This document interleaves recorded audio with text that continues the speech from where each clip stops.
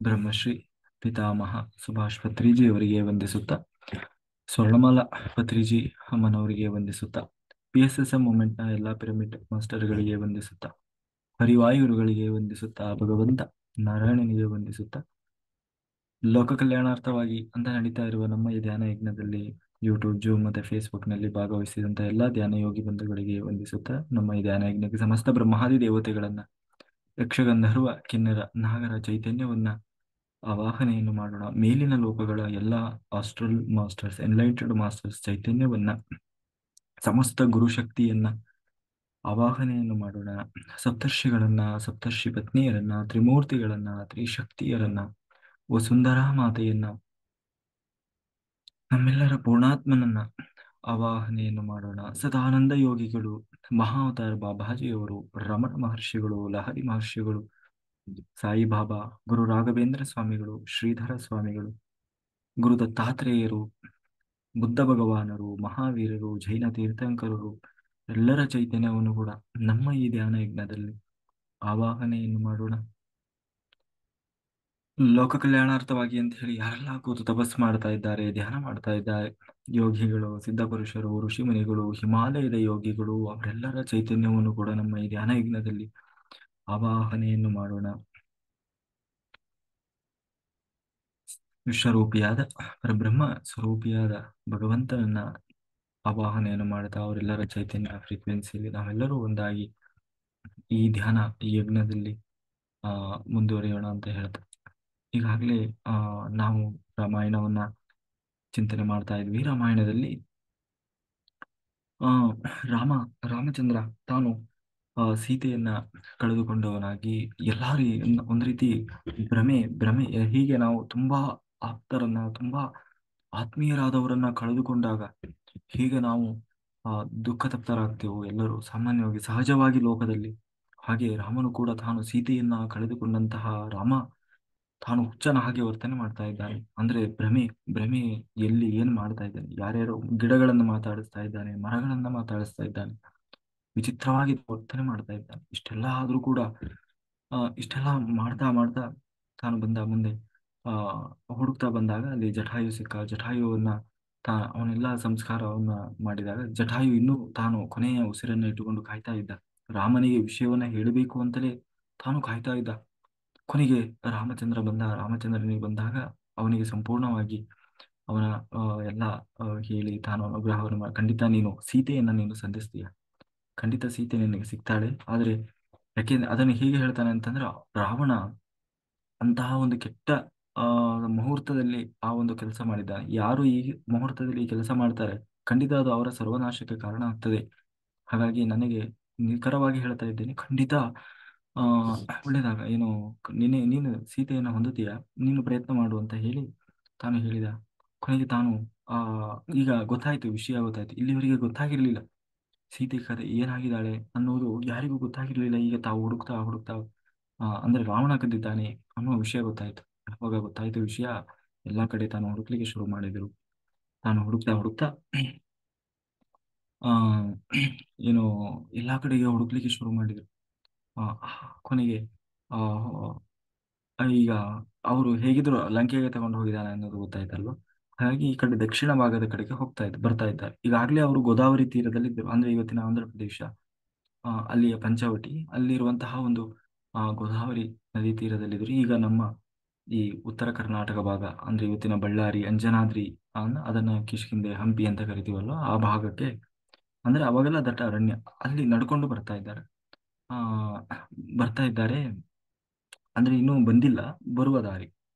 ಆಗ ಎದುರಾಗುವವನೇ ಒಬ್ಬ ಕಬಂದ ಅಂತ ಹೇಳಿ ಒಬ್ಬ ರಾಕ್ಷಸ ದೈತ್ಯ. ಅವನು ಹೇಗೆ ಅಂತಂದ್ರೆ ನೋಡ್ಲಿಕ್ಕೆ ವಿಚಿತ್ರ ಇದ್ದಾನೆ. ಅವನಿಗೆ ತಲೆನೇ ಇಲ್ಲ. ತಲೆ ಎಲ್ಲಿದೆ ಅಂದ್ರೆ ಹೊಟ್ಟೆ ಒಳಗೆ ತಲೆ ಸೇರ್ಕೊಂಡ್ಬಿಟ್ಟಿದೆ ಅಂತ. ಅಂದ್ರೆ ಕಣ್ಣು ಕಾಣ್ತಾ ಇದ್ದಾವೆ, ಹಾಗೆ ವಿಚಿತ್ರವಾಗಿದ್ದ ಅವನು ರಾಮ ಲಕ್ಷ್ಮಣರ ಮೇಲೆ ಎಗಿರಿ ಬರ್ತಾನೆ. ಬಂದಾಗ ರಾಮ ಅವನನ್ನ ಮುದ್ದೆ ಮಾಡಿ ಒಂದು ಪೊಟರಿಯೊಳಗೆ ಹಾಕಿದಾಗ ಅವನಿಂದ ಒಬ್ಬ ದಿವ್ಯ ಪುರುಷ ಬರ್ತಾನೆ. ಅಂದ್ರೆ ಯಾರು ಗಂಧರ್ವ. ಕೊನೆಗೆ ಅವನು ಹೀಗೆ, ನಾನು ಶಾಪಗ್ರಸ್ತನಾಗಿ ಹೀಗಾಗಿತ್ತು, ನಿನ್ನ ಒಂದು ಅನುಗ್ರಹದಿಂದ ನಾನು ಶಾಪ ವಿಮೋಚನೆ ಆಗಿದೆ ಅಂತ ಹೇಳಿ ರಾಮನನ್ನ ವಂದಿಸುತ್ತಾ ತಾನು ಹೊರಟು ಹೋಗ್ತಾನೆ. ಕೊನೆಗೆ ಹೀಗೆ ಹುಡುಕ್ತಾ ಹುಡುಕ್ತಾ ಬಂದಾಗ ಶಬರಿ ಎಷ್ಟೋ ವರ್ಷದಿಂದ ಕಾಯ್ತಾ ಇದ್ಲು. ಯಾಕೆ ಕಾಯ್ತಾ ಇದ್ಲು ಅಂತಂದ್ರೆ, ಅವಳು ಇಂದ್ರಲೋಕದವಳು. ಇಂದ್ರಲೋಕದಲ್ಲಿ ಏನಾಯ್ತು ಅಂತಂದ್ರೆ, ಒಮ್ಮೆ ಆ ಇಂದ್ರಲೋಕದಲ್ಲಿ ನಾಟ್ಯ ಮಾಡುವಂತಹ ಆ ಅಲ್ಲಿ ಇರುವಂತಹ ಒಬ್ಬ ಗಂಧರ್ವ ಕನ್ಯೆ ಆ ಒಂದು ದಿನ ಆ ಇಂದ್ರನ ಆ ಒಂದು ಮೋಹಕ್ಕೆ ಒಳಗಾಗಿ, ಅದು ಯಾಕೋ ಗೊತ್ತಿಲ್ಲ, ಇಂದ್ರನನ್ನ ಮೋಹಿಸ್ತಾಳೆ. ಅಂದ್ರೆ ತನ್ನೊಳಗೆ ಆ ಭಾವನೆ ಬರ್ತದೆ. ಕೂಡಲೇ ಅದನ್ನು ಗಮನಿಸಿದಂತಹ ಇಂದ್ರನ ಪತ್ನಿಯಾದಂತಹ ಶಚೀದೇವಿ ಶಾಪ ಕೊಡ್ತಾಳೆ, ಆ ನೀನು ಭೂಲೋಕದಲ್ಲಿ ಮನುಷ್ಯ ಜನ್ಮದಲ್ಲಿ ಹುಟ್ಟಿ ಬಾ, ಈ ಒಂದು ಕರ್ಮವನ್ನು ಕಳ್ಕೊಳ್ಳಿಕ್ಕೆ ಅಂತ ಹೇಳಿ ತಾನು ಶಾಪವನ್ನು ಕೊಡ್ತಾಳೆ. ಕೊನೆಗೆ ಅವಳು ಕ್ಷಮಾಪಣೆಯನ್ನು ಕೇಳಿದಾಗ ಮುಂದೆ ರಾಮಚಂದ್ರ ಬರ್ತಾನೆ. ರಾಮಚಂದ್ರನ ದರ್ಶನದಿಂದ ನಿನಗೆ ಪಾಪ ವಿಮೋಚನೆ ಆಗ್ತದೆ, ಆವಾಗ ನೀನು ಪುನಃ ಈ ಲೋಕವನ್ನು ಬಂದು ಸೇರ್ತೀಯ ಅಂತ ಹೇಳಿ ಮತಂಗ ಋಷಿಗಳು ಅವರಿಗೆ ಸಲಹೆಯನ್ನು ಕೊಟ್ಟಿರ್ತಾರೆ. ಯಾರಿಗೆ? ಇಲ್ಲಿ ಕಾಯ್ತಾ ಇರು, ಅವ್ರ ಮುಂದೆ ರಾಮ ಬರ್ತಾನೆ, ರಾಮ ಬಂದಾಗ ರಾಮ ಬರುವವರೆಗೂ ನೀನು ಇಲ್ಲಿ ಕಾಯ್ತಾ ಇರು ಅಂತ ಹೇಳಿ ಮತಂಗ ಋಷಿಗಳು ಅವಳಿಗೆ ಆ ಒಂದು ಸಲಹೆ ಕೊಟ್ಟಿರ್ತಾರೆ. ಹಾಗಾಗಿ ರಾಮನಿಗಾಗಿ ಕಾಯ್ತಾ ಇರ್ತಾಳೆ. ಎಷ್ಟು ಅಂದ್ರೆ ಹಣ್ಣು ಹಣ್ಣು ಮುದುಕಿ, ಜೀವವನ್ನು ಉಸಿರು ಹಿಡ್ಕೊಂಡು ಕಾಯ್ತಾ ಇದ್ದಾಳೆ ರಾಮನಿಗಾಗಿ. ಕೊನೆಗೆ ಕಾಯ್ತಾ ಕಾಯ್ತಾ ತಾನು ಒಬ್ಬ ಕೊನೆಗೆ ರಾಮಚಂದ್ರ ಬಂದ ಗೊತ್ತಾಯ್ತು. ರಾಮಚಂದ್ರ ಬಂದು ಕೂಡಲೇ ಪಾಪ ಅವಳಿನೂ ಹಣ್ಣು ಮುದುಕಿ, ಅವಳಿಗೆ ಕುಂತ್ರೆ ಹೇಳಲಿಕ್ಕಾಗಲ್ಲ, ಎದುರು ಕೂರ್ಲಿಕ್ಕಾಗಲ್ಲ, ಅಂತಹ ಒಂದು ಸ್ಥಿತಿಯಲ್ಲಿದ್ದಂಥವಳು. ಕೊನೆಗೆ ಆ ರಾಮನನ್ನ ಯಾವಾಗ ಬಂದ್ಲು ಕೂಡಲೇ, ನಾವು ಸಾಮಾನ್ಯವಾಗಿ ಮನೆಗೆ ಬಂದವರಿಗೆ ಏನ್ ತಗೊಂತೀರಿ, ಏನ್ ಕುಡಿತೀರಿ ಅಂತ ಹೇಳಿ ನಾವು ಉಪಚರಿಸ್ತೀವಲ್ವ, ಅದೇ ರೀತಿ ರಾಮನಿಗೋಸ್ಕರ ಅಂತ ಹೇಳಿ ಅವಳು ಅಲ್ಲೇ ಕಾಡಿನಲ್ಲಿ ಇದ್ದಂತಹ ಕೆಲವೊಂದು ಹುಳಿ ಹಣ್ಣುಗಳನ್ನ ಕೊಡ್ತಾರೆ. ಅದನ್ನ ಈ ಕವಿಗಳು ಸ್ವಲ್ಪ ಅದನ್ನ ಇನ್ನೂ ತುಂಬಾ ಚೆನ್ನಾಗಿ ವಿವರಿಸಿ ಆ ಒಂದು ಘಟನೆಯನ್ನ ಹೇಳ್ತಾ ಹೋಗ್ತಾರೆ. ಅಂದ್ರೆ ಅವಳು ಕಚ್ಚಿ ಕಚ್ಚಿ ಕೊಟ್ಲು ಅದನ್ನ, ಅಂದ್ರೆ ಸಿಹಿ ಇರೋದನ್ನು ಮಾತ್ರ ಕೊಡ್ಬೇಕು ಅಂತ ಅಂದ್ರೆ ಆ ಆ, ಅಂದ್ರೆ ಅವಳ ಉದ್ದೇಶ ಏನಿತ್ತು ಅಂದ್ರೆ, ಹುಳಿ ಇರೋದೆಲ್ಲ ರಾಮನಿಗೆ ಕೊಡಬಾರ್ದು, ಒಳ್ಳೆ ಹಣ್ಣು ಕೊಡಬೇಕು ಅನ್ನೋದು ಅವಳ ಭಾವನೆ. ಹಂಗಂತ ಹೇಳಿ ನಾವು ನೈವೇದ್ಯ ಮಾಡುವಾಗೆಲ್ಲ ಒಂದೊಂದ್ ತುತ್ತು ನೋಡಿ ದೇವರಿಗೆ ಎಲ್ಲ ಟೇಸ್ಟ್ ಹೆಂಗಿದೆ ಅಂತ ಮಾಡ್ಬೇಕು ಆ, ಅಂತ ಟೇಸ್ಟ್ ನೋಡಿ ಆಮೇಲೆ ದೇವರಿಗೆ ನೈವೇದ್ಯ ಮಾಡ್ಬೇಕು ಅನ್ನೋದು ಅದರ ಅರ್ಥ ಅಲ್ಲ. ಪಾಪ ಅವಳ ಭಾವನೆ ಮುಖ್ಯ. ಅವಳ ಭಾವನೆಯಲ್ಲಿ ಏನು, ನಾನ್ ತಿಂದು ಎಂಜಲು ಮಾಡಿ ರಾಮನಿಗೆ ಕೊಡಬೇಕು ಅನ್ನುವ ಭಾವನೆ ಅಲ್ಲ. ಅದರಲ್ಲಿ ಒಂದು ವೇಳೆ ಚೆನ್ನಾಗಿಲ್ಲದೆ ಇದ್ರೆ, ಹುಳಿ ಇದ್ರೆ, ಕೆಟ್ಟದಾಗಿದ್ರೆ, ಹಾಳಾಗಿದ್ರೆ ಅದನ್ನ ರಾಮನಿಗೆ ಕೊಡಬಾರದು. ಅಂಥದನ್ನ ರಾಮನಿಗೆ ಆ, ಬೇಡ ಹಾಗಾಗಿ ನಾನು ಮೊದಲು ಪರೀಕ್ಷೆ ಮಾಡಿ ಆಮೇಲೆ ಕೊಡಬೇಕು ಅನ್ನುವುದು ಆ ಅವಳ ಒಂದು ಆಸೆ, ಏನು ಉದ್ದೇಶ. ಅಷ್ಟೇ ಅಲ್ಲ, ಅವತ್ತು ಅಂದ್ರೆ ಅವಳು ಅಷ್ಟು ರಾಮನಲ್ಲಿ ಅಷ್ಟು ತಲ್ಲೀನಳಾಗಿದೆ. ನಾನು ಬೇರೆ ಅಲ್ಲ, ರಾಮ ಬೇರೆ ಅಲ್ಲ, ಆತ್ಮಾರಾಮ ಅಂತ ಹೇಳಿ ಇಷ್ಟು ದಿವಸ ಬರೀ ಹೊರಗಿನಿಂದ ಈಗ ನೋಡ್ತಾ ಇದ್ದಾಳೆ. ಈಗ ನಿರಂತರವಾಗಿ ತನ್ನೊಳಗೆ ಅದನ್ನ ಇನ್ನೂ ರೀತಿಯಲ್ಲಿ ಹೇಳ್ತಾರೆ. ಮೊದಲು ತಾನು ತಿಂತ ತಿಂತ ಒಂದು ಸಾರಿ ಹಿಂಗೆ ತಿಂದು ರುಚಿ ನೋಡಿದಾಗ ತನ್ನೊಳಗಿರುವ ರಾಮನಿಗೆ ನೈವೇದ್ಯ ಅಂತೆ, ಆಮೇಲೆ ಪುನಃ ಹೊರಗಿರುವ ರಾಮನಿಗೆ ನೈವೇದ್ಯ. ಅಂದ್ರೆ ಒಬ್ಬೊಬ್ರು ಒಂದೊಂದು ರೀತಿ ವರ್ಣನೆ ಮಾಡ್ತಾರೆ ಅದು, ಕವಿಗಳು ಬೇರೆ ಬೇರೆ ರೀತಿಯಲ್ಲಿ. ಹೀಗೆ ಆ ಒಂದು ಸನ್ನಿವೇಶವನ್ನು ರಾಮನಿಗೂ ಬಹಳ ಖುಷಿ ಆಗ್ತದೆ.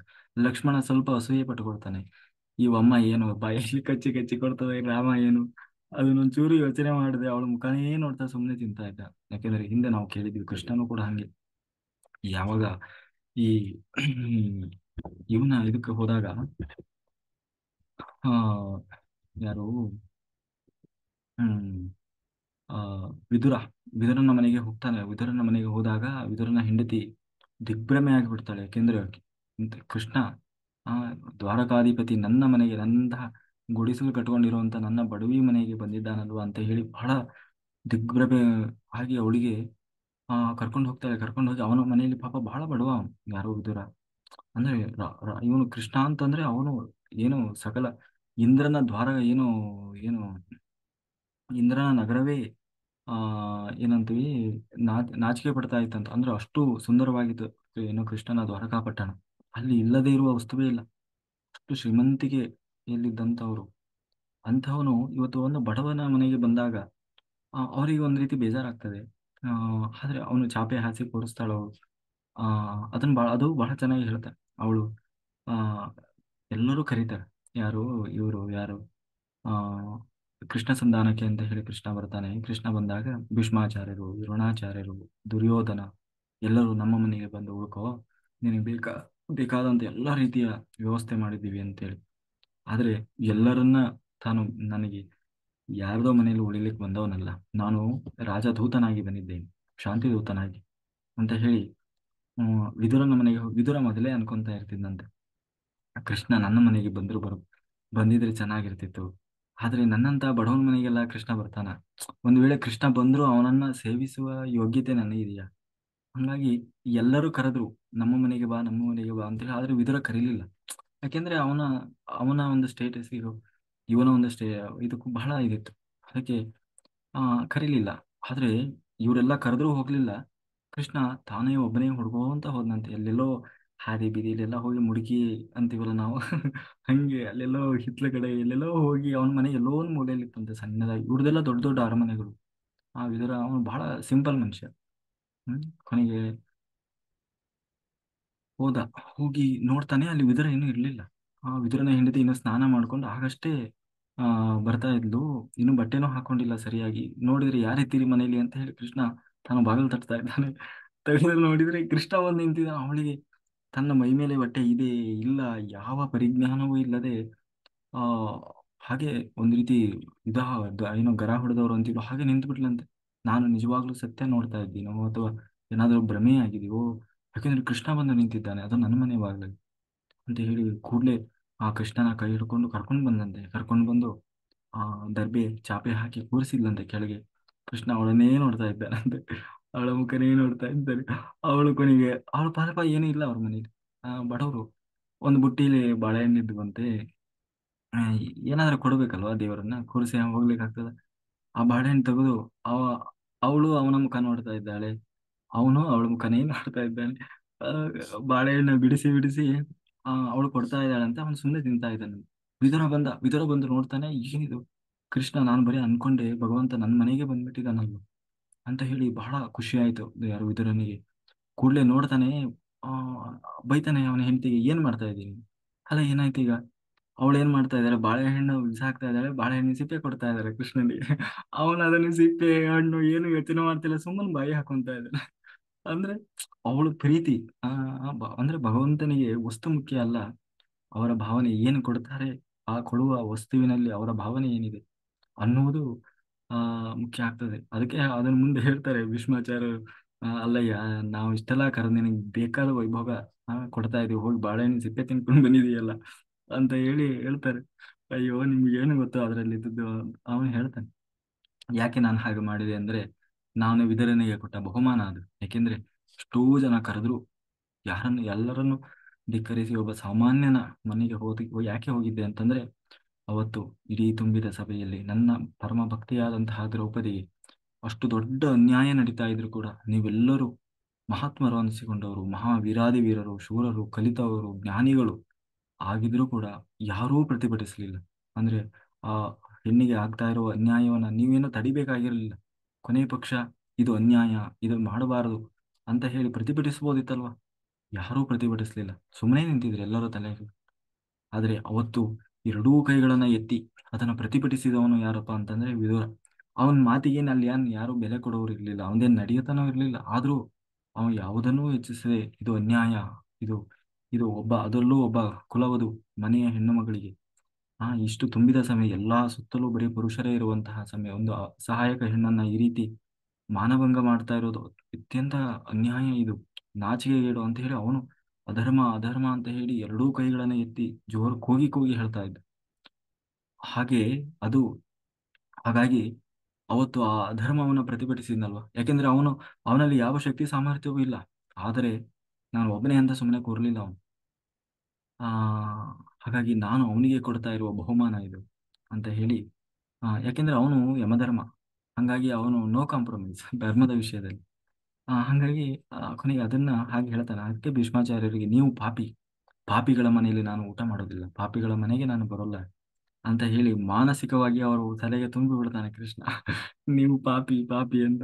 ಅವ್ರು ಯುದ್ಧಕ್ಕೆ ಹೋಗಿ ನಿಂತ್ರು ಕೂಡ ಅದೇ ತಲೆಯಲ್ಲಿ ಬರ್ತಾ ಇರ್ತದೆ ಭೀಷ್ಮಾಚಾರ್ಯರಿಗೆ, ದ್ರೋಣಾಚಾರ್ಯರಿಗೆ. ಅವತ್ತು ಕೃಷ್ಣ ಬಂದಿದ್ದ, ನಮ್ಮ ಮನೆಗೆ ಬರ್ಲಿಲ್ಲ, ಪಾಪಿ ಪಾಪಿ ಅಂದ್ಬಿಟ್ಟ ಅಂತ ಹೇಳಿ. ಹಂಗೆ ಅಂದ್ರೆ ನಾವೇನಾಗ್ತದೆ ಅಂದ್ರೆ, ನಾವೇ ಅನ್ಯಾಯ ಮಾಡ್ಬೇಕಂತೇನಿಲ್ಲ. ಯಾರಾದ್ರೂ ಅನ್ಯಾಯ ಮಾಡ್ತಾ ಇದ್ದಾರೆ ಅಂತಂದ್ರೆ ಅವ್ರ ಜೊತೆ ಇದ್ರೂ ಕೂಡ ಆ ಪಾಪದ ಫಲದಲ್ಲಿ ನಾವು ಭಾಗಿದಾರರಾಗ್ತೀವಿ ಅನ್ನೋದಕ್ಕೆ ಅದು ಒಂದು ಉದಾಹರಣೆ. ಯಾಕಂದ್ರೆ ಭೀಷ್ಮಾಚಾರ್ಯರು, ದ್ರೋಣಾಚಾರ್ಯರು ಅವರೆಲ್ಲ ನಿಜವಾಗ್ಲೂ ಏನು ತಪ್ಪು ಮಾಡಿದವರಲ್ಲ. 525 ವರ್ಷಗಳ ಕಾಲ ಬರೀ ವಿದ್ಯಾಭ್ಯಾಸ ಮಾಡ್ಲಿಕ್ಕೆ ಆ ಸಮಯ ಕೊಟ್ಟಂತವ್ರು ಯಾರು? ಭೀಷ್ಮಾಚಾರ್ಯರು.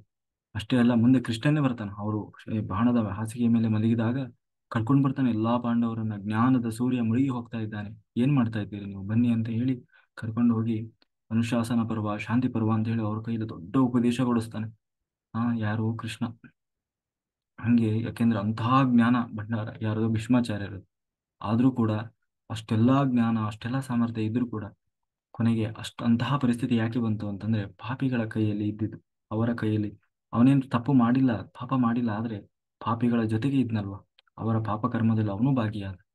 ಹಾಗಾಗಿ ಅದಕ್ಕೆ ಹೇಳೋದು, ನಾವು ಯಾರ ಸಹವಾಸದಲ್ಲಿರ್ತೀವಿ, ಎಂಥವ್ರ ಜೊತೆಗಿರ್ತೀವಿ, ಆ ಅವ್ರು ಎಂಥವ್ರು, ಅವ್ರು ಏನ್ ಕೆಲಸ ಮಾಡ್ತಾ ಇದ್ದಾರೆ ಅನ್ನೋದು ಕೂಡ ಬಹಳ ಮುಖ್ಯ ಆಗ್ತದೆ. ನಮ್ಗೇನ್ ಸಂಬಂಧ ಇಲ್ಲ ಬಿಡು, ಹಾಗೆ ಹೇಳೋಂಗಿಲ್ಲ. ನಮಗೆ ಬರೀ ಎಲ್ಲವನ್ನು ನಾವು ನಮ್ಮ ಕಣ್ಣೆದುರಿಗೆ ಅದನ್ನ ಹೇಳ್ತಾರೆ, ನಮ್ಮ ಕಣ್ಣೆದುರಿಗೆ ಏನು ನಡೀತಾ ಇದೆ, ನಮ್ಮ ಶಕ್ತಿ ಸಾಮರ್ಥ್ಯ ಯೋಗ್ಯತೆ ಅನುಸಾರವಾಗಿ ಅದನ್ನ ನಾವು ಪ್ರತಿಭಟಿಸ್ಬೇಕು. ಅದು ಆ ಇಲ್ಲ ಅಂದ್ರೆ ಆ ಅಧರ್ಮವನ್ನ ನಾವು ಒಪ್ಪಿಕೊಂಡಂಗಾಗ್ತದೆ ಅನ್ನುವುದು. ಅಂದ್ರೆ ನಮ್ಮ ರಕ್ಷಣೆ ಅಥವಾ ನಮಗೇನಾದ್ರೂ ತೊಂದರೆ ಆಗ್ತದೆ, ಅದನ್ನೆಲ್ಲ ಸ್ವಲ್ಪ ಗಮನದಲ್ಲಿ ಇಟ್ಟುಕೊಂಡು ಮಾಡ್ಬೇಕು. ಆಯ್ತಾ? ಹಂಗಂತ ಹೇಳಿ ಅದಕ್ಕೆ ಹಂಗ್ ಮಾಡ್ತೀರೋ ಅಂತ ನೀವು ಕೇಳಕ್ ಹೋದ್ರೆ ಎರಡು ಬಿಟ್ಟು ಕಳಿಸ್ಬಿಡ್ತಾರೆ. ಹಂಗಾಗಿ ಅದಕ್ಕೆಲ್ಲ ಯಾವ ರೂಪದಲ್ಲಿ ಹೇಳಬೇಕು, ಕೇಳಬೇಕು, ಆ ರೀತಿ ಸಪೋರ್ಟ್ ಮಾಡ್ಬೇಕು.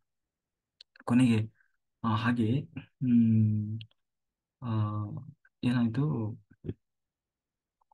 ಶಬರಿ ಆ ರೀತಿ ರಾಮನನ್ನ ಸೇವಿಸಿದ್ಲು. ಕೊನೆಗೆ ರಾಮಚಂದ್ರ ತಾನು ಅನುಗ್ರಹವನ್ನು ಮಾಡಿದ ಅವಳು ಶಾಪ ವಿಮೋಚನೆಯನ್ನು ಹೊಂದಿ ಪುನಃ ತಾನು ಇಂದ್ರನ ಲೋಕವನ್ನು ಹೋಗಿ ಸೇರ್ತಾಳೆ.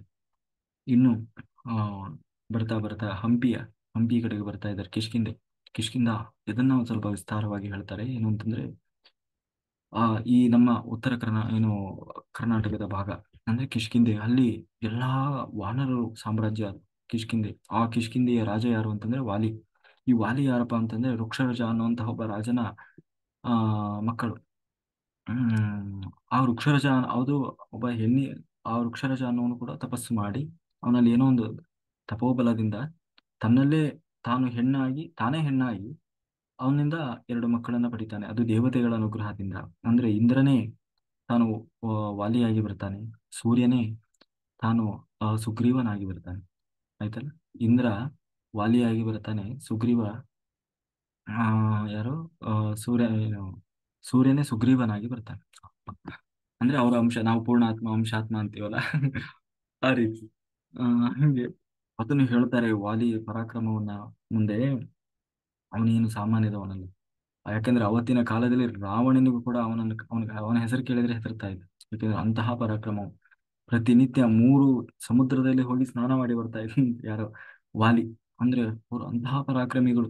ಆ ಎಲ್ಲಾ ವಾನರರು ಕೂಡ ಒಬ್ಬೊಬ್ರು ಏನು ಸಾಮಾನ್ಯದವರಲ್ಲ. ಎಂತಹ ಯಾಕಂದ್ರೆ ಎಲ್ಲರೂ ದೇವತೆಗಳು, ಎಲ್ಲಾ ದೇವತೆಗಳ ಅಂಶ. ಯಾಕಂದ್ರೆ ನಾವು ಹಿಂದೆ ನೋಡಿದ್ವಿ ಒಂದ್ಸಾರಿ, ಬ್ರಹ್ಮದೇವರು ಎಲ್ಲರಿಗೂ ಆದೇಶ ಮಾಡ್ತಾರೆ, ಭಗವಂತ ತಾನು ಲೋಕದ ಕಲ್ಯಾಣಕ್ಕಾಗಿ ಮಾನವ ರೂಪಿಯಾಗಿ ಅವತಾರ ಮಾಡಿ ಬರ್ಲಿಕ್ಕಿದ್ದಾನೆ, ನಾವೆಲ್ಲರೂ ಹೋಗಿ ಅವನ ಸೇವೆ ಮಾಡಬೇಕಾಗಿದೆ. ಹಾಗಾಗಿ ನಾವು ಪ್ರತಿಯೊಬ್ಬರು ಕೂಡ ಭಗವಂತನ ಸೇವೆ ಮಾಡ್ಲಿಕ್ಕಾಗಿ, ಲೋಕದ ಕಲ್ಯಾಣಕ್ಕಾಗಿ ನಾವು ಅಲ್ಲಿ ಜನ್ಮ ತಗೊಂಡು ಬರಬೇಕು, ಆದರೂ ಎಲ್ಲರೂ ವಾನರರಾಗಿ ಬರಬೇಕು ಅಂತ ಹೇಳಿ ಆದೇಶ ಮಾಡಿದ್ದಾರೆ. ಹಾಗಾಗಿ ಎಲ್ಲರೂ ಒಂದಲ್ಲ ಒಂದು ರೂಪದಲ್ಲಿ ಏನೋ ಅವತಾರ ಮಾಡಿ ಬಂದಿದ್ದಾರೆ. ಯಾರು ಆ ಹೀಗೆ ವಾಲಿ ತಾನು ಹನುಮಂತ, ವಾಯುದೇವರು, ಸಾಕ್ಷಾತ್ ವಾಯುದೇವರು ಹನುಮಂತನಾಗಿ ಬಂದಿದ್ದಾರೆ. ಆಮೇಲೆ ಇಂದ್ರ ವಾಯುವಾಗಿ, ಆಮೇಲೆ ಏನು ನಳ ಅನ್ನುವನು ಯಾರು ವಿಶ್ವಕರ್ಮ ನಳನಾಗಿ, ಹೀಗೆ ಆಮೇಲೆ ಅಶ್ವಿನಿ ದೇವತೆಗಳು ವಿವಿಧರಾಗಿ, ಹೀಗೆ ಒಂದಲ್ಲ ಒಂದು ರೂಪದಲ್ಲಿ ಎಲ್ಲಾ ದೇವತೆಗಳು ಅವತಾರ ಮಾಡಿ ಬನ್ನಿ. ಹಾಗಾಗಿ ಅವರು ಮಹಾಪರಾಕ್ರಮಿಗಳು, ಅವರನ್ನ ತಡೆಯೋರೇ ಇಲ್ಲ. ಅವ್ರು ಹೇಳ್ತಾರೆ, ಅವರಿಗೆ ಆನೆಗಳನ್ನೆಲ್ಲ ಹಿಂಗೆ ಇರುವೆ ಎತ್ತಿದಂಗೆ ಎತ್ತು ಒಗೆದು ಬಿಡ್ತಾರಂತೆ. ಅಂದ್ರೆ ಅಂತಹ ಪರಾಕ್ರಮ ಅವರು. ಮೇಲೆ ಹಾರ್ತಾ ಇರೋ ಮೋಡಗಳನ್ನ ಹಿಡಿದು ಯಾಕೊಂಡು ಬಂದ್ಬಿಡ್ತಾರಂತೆ. ಆಮೇಲೆ ಆ ಬೆಟ್ಟದಿಂದ ಬೆಟ್ಟ ಹಾರ್ತಾರಂತೆ, ಸಮುದ್ರವನ್ನ ಹಾರಬಲ್ಲರಂತೆ, ಶಸ್ತ್ರಗಳ ಏನೂ ಮಾಡೋಲ್ಲಂತೆ ಅವ್ರಿಗೆ. ಅಂದ್ರೆ ಅಂತಹ ಪರಾಕ್ರಮ, ಒಬ್ರಿಗಿಂತ ಒಬ್ರು ಅಷ್ಟು ಬಲಿಷ್ಠರಾಗಿದ್ದು. ಅಷ್ಟೇ ಅಲ್ಲ, ಈ ರಾಕ್ಷಸರು ಎಲ್ಲರಿಗೂ ಕೀಟ್ರೆ ಕೊಡ್ತಾ ಇದ್ರು, ಆದ್ರೆ ಈ ವಾನರರ ಸಹವಾಸಕ್ಕೆ ಮಾತ್ರ ಹೋಗ್ತಾ ಇರ್ಲಿಲ್ಲ. ಅಂದ್ರೆ ಅಂತಹ ಪರಾಕ್ರಮಿಗಳಿದ್ರು ಯಾರು, ವಾನರರು. ಅಂತಹ ವಾನರರ ಸಾಮ್ರಾಜ್ಯದ ರಾಜ ಯಾರು ಅಂತಂದ್ರೆ ವಾಲಿ. ಆ ವಾಲಿ ಬಹಳ ಪರಾಕ್ರಮಿಯಾಗಿದ್ದ. ಆದ್ರೆ ಯಾವುದೋ ಒಂದು ಕಾರಣದಿಂದಾಗಿ ಆ ವಾಲಿಗೂ ಮತ್ತೆ ಸುಗ್ರೀವನಿಗೆ, ತನ್ನ ತಮ್ಮನಾದಂತಹ ಸುಗ್ರೀವನಿಗೆ ಒಂದು ಸಂಘರ್ಷ ಆಗಿ ಎಷ್ಟು ಜಗಳ ಆಗಿಬಿಡ್ತು. ಜಗಳ ಆಗಿ ಎಷ್ಟರ ಮಟ್ಟಿಗೆ ಜಗಳ ಅಂದ್ರೆ, ನಿನ್ನನ್ನು ನಾನು ಉಳಿಸೋಲ್ಲ, ಸಾಯಿಸಿಬಿಡ್ತೇನೆ ಅನ್ನುವಷ್ಟು ಜಗಳ. ಹಂಗಾಗಿ ಹೆದರಿದಂತಹ ಆ ಈ ಸುಗ್ರೀವ ಏನ್ ಮಾಡಿದ್ದಾನೆ, ಅಲ್ಲಿ ಏನು ಋಷ್ಯಮುಖ ಪರ್ವತ ಅಂತ ಹೇಳಿದೆ, ಅಂದ್ರೆ ಇವತ್ತಿನ ಅದೇ ಹಂಪಿ ಭಾಗ. ಅಲ್ಲಿ ಬಂದು ತಾನು ಆಶ್ರಯ ಪಡ್ಕೊಂಡಿದ್ದ. ಯಾರು? ಹನುಮಂತನೊಟ್ಟಿಗೆ. ಹನುಮಂತ ರಕ್ಷಣೆಯಲ್ಲಿದ್ದ. ಹನುಮಂತ ಅವನಿಗೆ ರಕ್ಷಣೆ ಕೊಟ್ಟು ತಾನು ಕಾಪಾಡುತ್ತಾ ಇದ್ದಾನೆ. ಹಾಗಾಗಿ, ಯಾಕೆಂದ್ರೆ ಹೊರಗಡೆ ಬಂದ್ರೆ ಸುಗ್ರೀವ ವಾಲಿ ಸಾಯಿಸ್ತಾನೆ. ಹಾಗಾಗಿ ಅವ್ರು ಹೊರಗೆ ಬರಂಗಿಲ್ಲ, ಅಲ್ಲೇ ಇರ್ಬೇಕು. ಅಲ್ಲಿ ಯಾಕೆ ಅಂತಂದ್ರೆ ಆ ಅಲ್ಲಿ ವಾಲಿಗೆ ಅಲ್ಲಿ ಬರೋ ಹಾಗಿಲ್ಲ ಅಂತ ಹೇಳಿ ಅವನಿಗೆ ಶಾಪ ಇರ್ತದೆ. ಹಾಗಾಗಿ ಅಲ್ಲಿ ಅಡಗಿ ಕೂತಿರ್ತಾನೆ. ಅವನನ್ನ ಆ ಹನುಮಂತ ರಕ್ಷಣೆ ಮಾಡ್ತಾ ಇರ್ತಾನೆ. ಕೊನೆಗೆ ಹನುಮಂತನ ಬಗ್ಗೆ ಹೇಳ್ತಾರೆ. ಹನುಮಂತ ಅಂತಂದ್ರೆ ಎಂತ ಮನೋಜವು ಮಾರುತ ತುಲ್ಯ ವೇಗಂ ಅಂತೀವಲ್ಲ, ಹಂಗೆ ಮಾರುತ, ಮಾರುತನ ಪುತ್ರನಾಗಿ, ಅಂದ್ರೆ ವಾಯುದೇವರೇ. ವಾಯುದೇವರು ಯಾರು ಅಂತಂದ್ರೆ ಹೇಳ್ತಾರೆ, ಅದು ಬ್ರಹ್ಮದೇವರಿಗೆ ಸರಿ ಸಮಾನರಾದವರು ವಾಯುದೇವರು. ಅಂದ್ರೆ ಮುಂದೆ ಬ್ರಹ್ಮ ಪದವಿಗೆ ಬರುವಂತಹವರು ವಾಯುದೇವರು. ಅಂತಹ ವಾಯುದೇವರೇ ಹನುಮಂತನಾಗಿ ಅವತಾರ ಮಾಡಿ ಬರ್ತಾರೆ. ಆ, ಆಮೇಲೆ ತುಂಬಾ ಕಡೆ ಕೆಲವು ಕನ್ಫ್ಯೂಷನ್ ಇದೆ. ಹನುಮಂತ ಅಂದ್ರೆ ಶಿವನ ಅವತಾರ, ಆಮೇಲೆ ಇನ್ನೇನೋ ಅವತಾರ ಅಂತ ಹೇಳಿ. ಹನುಮಂತ ಅಂದ್ರೆ ಅದು ವಾಯುದೇವರ ಅವತಾರ. ಆಯ್ತಾ? ಅಲ್ಲಿ ಶಿವನಿಗೂ ಹನುಮಂತನಿಗೂ ಯಾವುದೇ ಸಂಬಂಧ ಇಲ್ಲ. ಹಂಗಾಗಿ ಆ ನಾವು ಹಾಗೆ ತಿಳ್ಕೊಳ್ಲಿಕ್ಕಿಲ್ಲ. ಯಾಕೆಂದ್ರೆ ಹನುಮಂತನೇ ಮಧ್ವಾಚಾರ್ಯರಾಗಿ ಅವತಾರ ಮಾಡಿ ಬರ್ತಾರೆ. ಹನುಮಂತನೇ ಅಂದ್ರೆ ವಾಯುದೇವರೇ, ಹನುಮಂತನೇ ತಾನು ಮತ್ತೆ ಭೀಮಸೇನ ದೇವರಾಗಿ ಅವತಾರ ಮಾಡಿ ಬರ್ತಾರೆ. ಅವಾಗೆಲ್ಲ ಏನೇನಾಯ್ತು, ಅವ್ರು ಯಾರು ಅನ್ನೋದ್ರ ಬಗ್ಗೆ ಎಲ್ಲ ಮಧ್ವಾಚಾರ್ಯರು ಬಹಳ ಸ್ಪಷ್ಟವಾಗಿ ಹೇಳಿದ್ದಾರೆ. ಅದರಲ್ಲಿ ಹಂಗಾಗಿ ವಾಯುದೇವರು ಯಾರು ಅಂತಂದ್ರೆ ಅವ್ರನ್ನ ಜೀವೋತ್ತಮ ಅಂತ ಕರೀತಾರೆ. ಅಂದ್ರೆ ಸಮಸ್ತ ಜೀವರಾಶಿಗಳಲ್ಲಿ ಅತ್ಯಂತ ಶ್ರೇಷ್ಠರಾದವರು ಅಂತ ಹೇಳಿ, ಅಂದ್ರೆ ಪ್ರಥಮ ಸ್ಥಾನದಲ್ಲಿರುವಂತಹ ಜೀವ, ಮುಂದೆ ಬ್ರಹ್ಮ ಪದವಿಗೆ ಬರುವಂತವರು. ಹಂಗೆ ಅವರೇ ತಾನು ಹನುಮಂತನಾಗಿ ಅವತಾರ ಮಾಡಿ ಬಂದಿದ್ದಾರೆ. ಅದು ಎಂತಹ ಪರಾಕ್ರಮ ಅಂತಂದ್ರೆ, ಅವರು ಯಾರು ಅಂತಂದ್ರೆ ಕೇಸರಿ ಎನ್ನುವಂತಹ ಒಬ್ಬ ಆ ಆ ವಾನರ. ಅವನಿಗೆ ಅಂಜನಾದೇವಿಯಲ್ಲಿ, ಅಂಜನಾದೇವಿಯು ಕೂಡ ಮಹಾ ತಪಸ್ವಿ, ತಪಸ್ಸು ಮಾಡಿ ಮಾಡಿ ಮಾಡಿ ಆ ತಪಸ್ಸಿನ ಫಲವಾಗಿ ಜೊತೆಗೆ ಕೇಸರಿಯು ಕೂಡ ಎಲ್ಲಾ ಋಷಿಮುನಿಗಳು ವರ ಕೊಟ್ಟಿರ್ತಾರೆ. ಯಾಕೆಂದ್ರೆ ಅಲ್ಲಿ ಸ್ವಲ್ಪ ಈ ರಾಕ್ಷಸರು ಬಹಳ ತೊಂದರೆ ಕೊಡ್ತಾ ಇದ್ರು ಅವರಿಗೆ. ಅವನು ಸಹಾಯ ಮಾಡಿರ್ತಾನೆ, ಯಾರು? ಕೇಸರಿ ರಾಜ. ಹಾಗಾಗಿ ಆ ವಾನರ ಅವನಿಗೆ ನಿನ್ನಲ್ಲಿ ದೈವಿ ಅಂಶವನ್ನ ಹೊಂದಿದಂತಹ ಮಗ ಬರಲಿ ಅಂತ ಹೇಳಿ ಅವನಿಗೆ ಆಶೀರ್ವಾದ ಮಾಡಿರ್ತಾರೆ. ಹಾಗಾಗಿ ಅದು ಹೌದು. ಮತ್ತೆ ಏನು ಅಂಜನಾದೇವಿ ಕೂಡ ತಾನು ಬಹಳ ತಪಸ್ಸು ಮಾಡಿರ್ತಾರೆ. ಅದರ ಫಲವಾಗಿ ಆಂಜನೇಯನಾಗಿ, ಅಂದ್ರೆ ವಾಯುದೇವರೇ ಅಂಜನಾದೇವಿಯ ಪುತ್ರನಾದ್ದರಿಂದ ಆಂಜನೇಯ ಅನ್ನುವ ಹೆಸರು ಬಂತು. ಅವನ ನಾಮಕರಣ ಏನು ಅಂತಂದ್ರೆ, ಮೊದಲು ಮಾಡಿದ ನಾಮಕರಣ ಮಾರುತಿ ಅಂತ, ಆಮೇಲೆಲ್ಲ ಬಂದು ಹೆಸರುಗಳು. ಅದರ ಮೊದಲ ಹೆಸರು ಯಾವುದಂದ್ರೆ ಮಾರುತಿ. ಆ ಅದು ಅವನು ಹೇಳ್ತಾರೆ, ಅವನು ಸಣ್ಣವನಿದ್ದಾಗಲೇನೆ ಸೂರ್ಯನನ್ನ ಹಿಡಿಲಿಕ್ಕೆ ಹೋದನಂತ. ಅಂದ್ರೆ ಸೂರ್ಯನನ್ನ ತಿನ್ನಬೇಕು ಅಂತ ಕೆಲವರೆಲ್ಲ ಬಾಲು ಅಂತ ಹೋದ, ಹಣ್ಣು ಅಂತ ಹೋದ. ಹಾಗಲ್ಲ ಅಂತ ಹೋಗಿದ್ದು. ಅವತ್ತು ಗ್ರಹಣ ಸಂದೇಶ, ಸೂರ್ಯಗ್ರಹಣ ಆಗುವ ಸಮಯ ಬಂದಿತ್ತಂತೆ.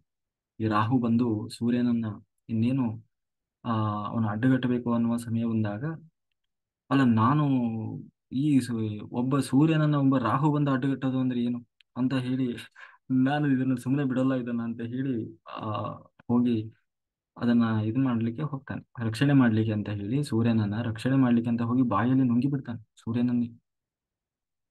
ಆಗ ಬಂದು ಇಂದ್ರ ಬಂದು ಇದು ಮಾಡ್ತಾನೆ. ಯಾಕೆಂದ್ರೆ ರಾಹು ಅವನಿಗೆ ಗಲಾಟೆ ಮಾಡ್ತಾನೆ, ಯಾಕೆಂದ್ರೆ ಇದು ನನ್ನ ಹಕ್ಕು, ಯಾಕೆಂದ್ರೆ ಸಂಧಾನ ಆಗಿದೆ ಅವ್ರ ಜೊತೆ.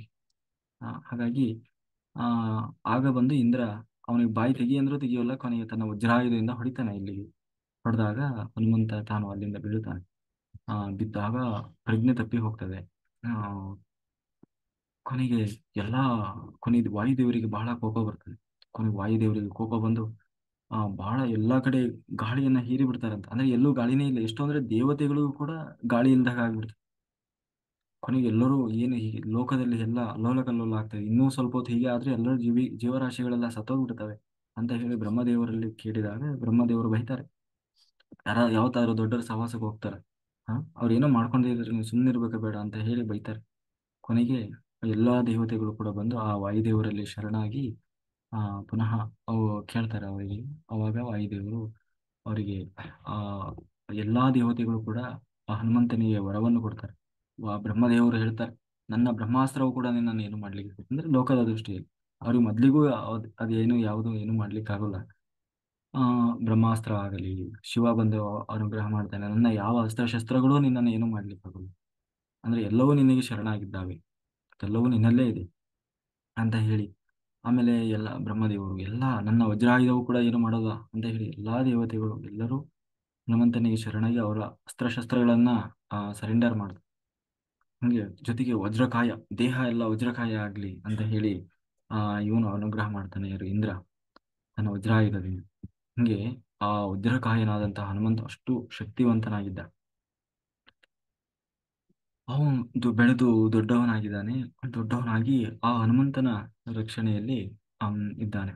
ಇರುವಾಗ ಆ ದೂರದಲ್ಲಿ ರಾಮ ಲಕ್ಷ್ಮಣರು ಬಿಲ್ಲು ಬಾಣ ಹಿಡಿದು ಬರ್ತಾ ಇದ್ದರು, ಆಜಾನುಬಾಹುಗಳು. ಅದನ್ನು ನೋಡಿ ಸುಗ್ರೀವ ಹೆದರಿ ಹೋಗ್ತಾನೆ. ಯಾಕೆಂದ್ರೆ ಅವನಿಗೇನು ಅನಿಸ್ತದೆ ಅಂತಂದ್ರೆ, ಆ, ವಾಲಿನೇ ನನ್ನನ್ನು ಸೆರೆ ಹಿಡಿಲಿಕ್ಕಾಗಿ ಕಳಿಸಿದ್ದಾನೆ ಅಂತ ಹೇಳಿ ಓಡಿ ಓಡಿ ಹೋಗ್ತಾ ಇರ್ತಾನೆ. ಆಗ ಆ ರಾಮ ಹನುಮಂತ ಹೇಳ್ತಾನೆ, ಏ ಸುಮ್ನಿರಯ್ಯ, ಯಾಕೆ ಓಡೋಗ್ತಾ ಇದ್ದೀಯಾ?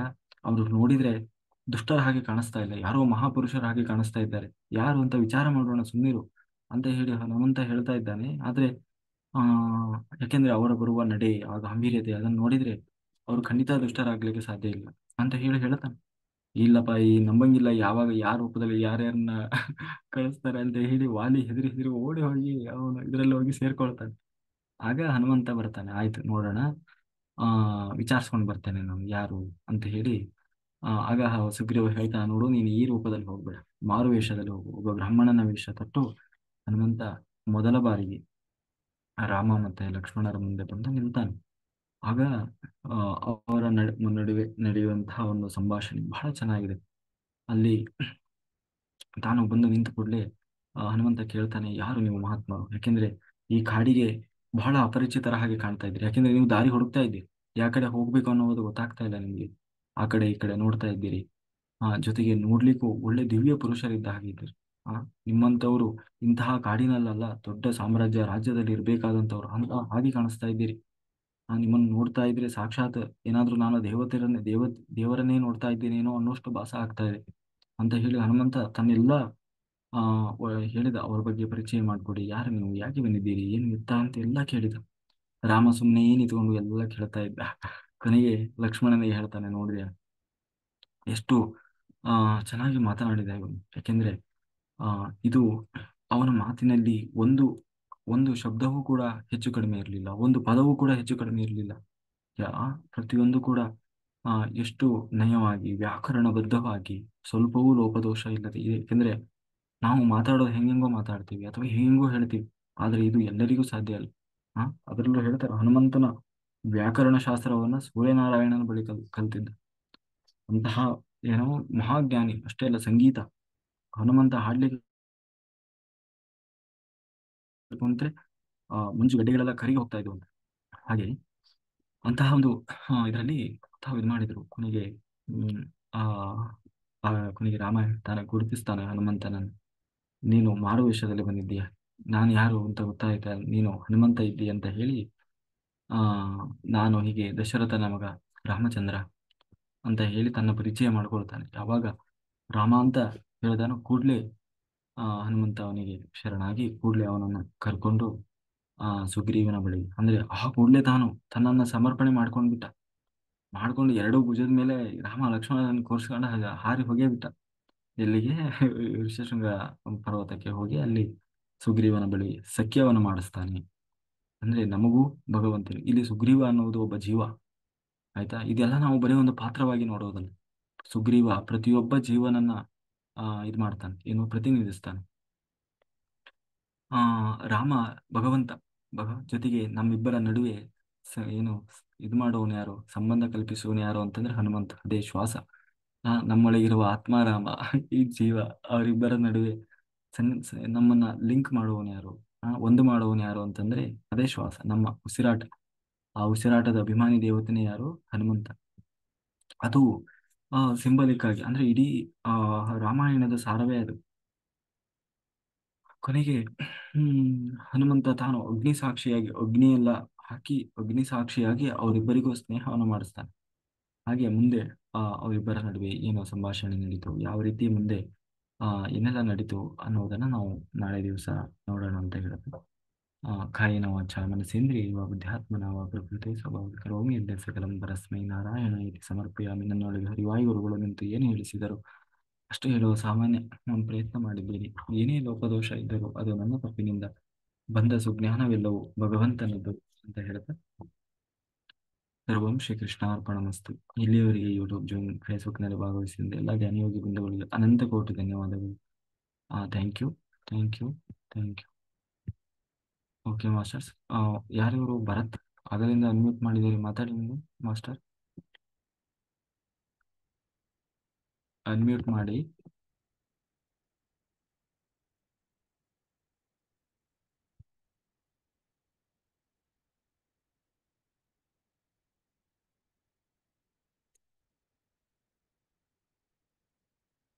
ಸರ್ ಮಾತಾಡಿ, ಇಂದ್ರಕುಮಾರ್ ಮಾಸ್ಟರ್.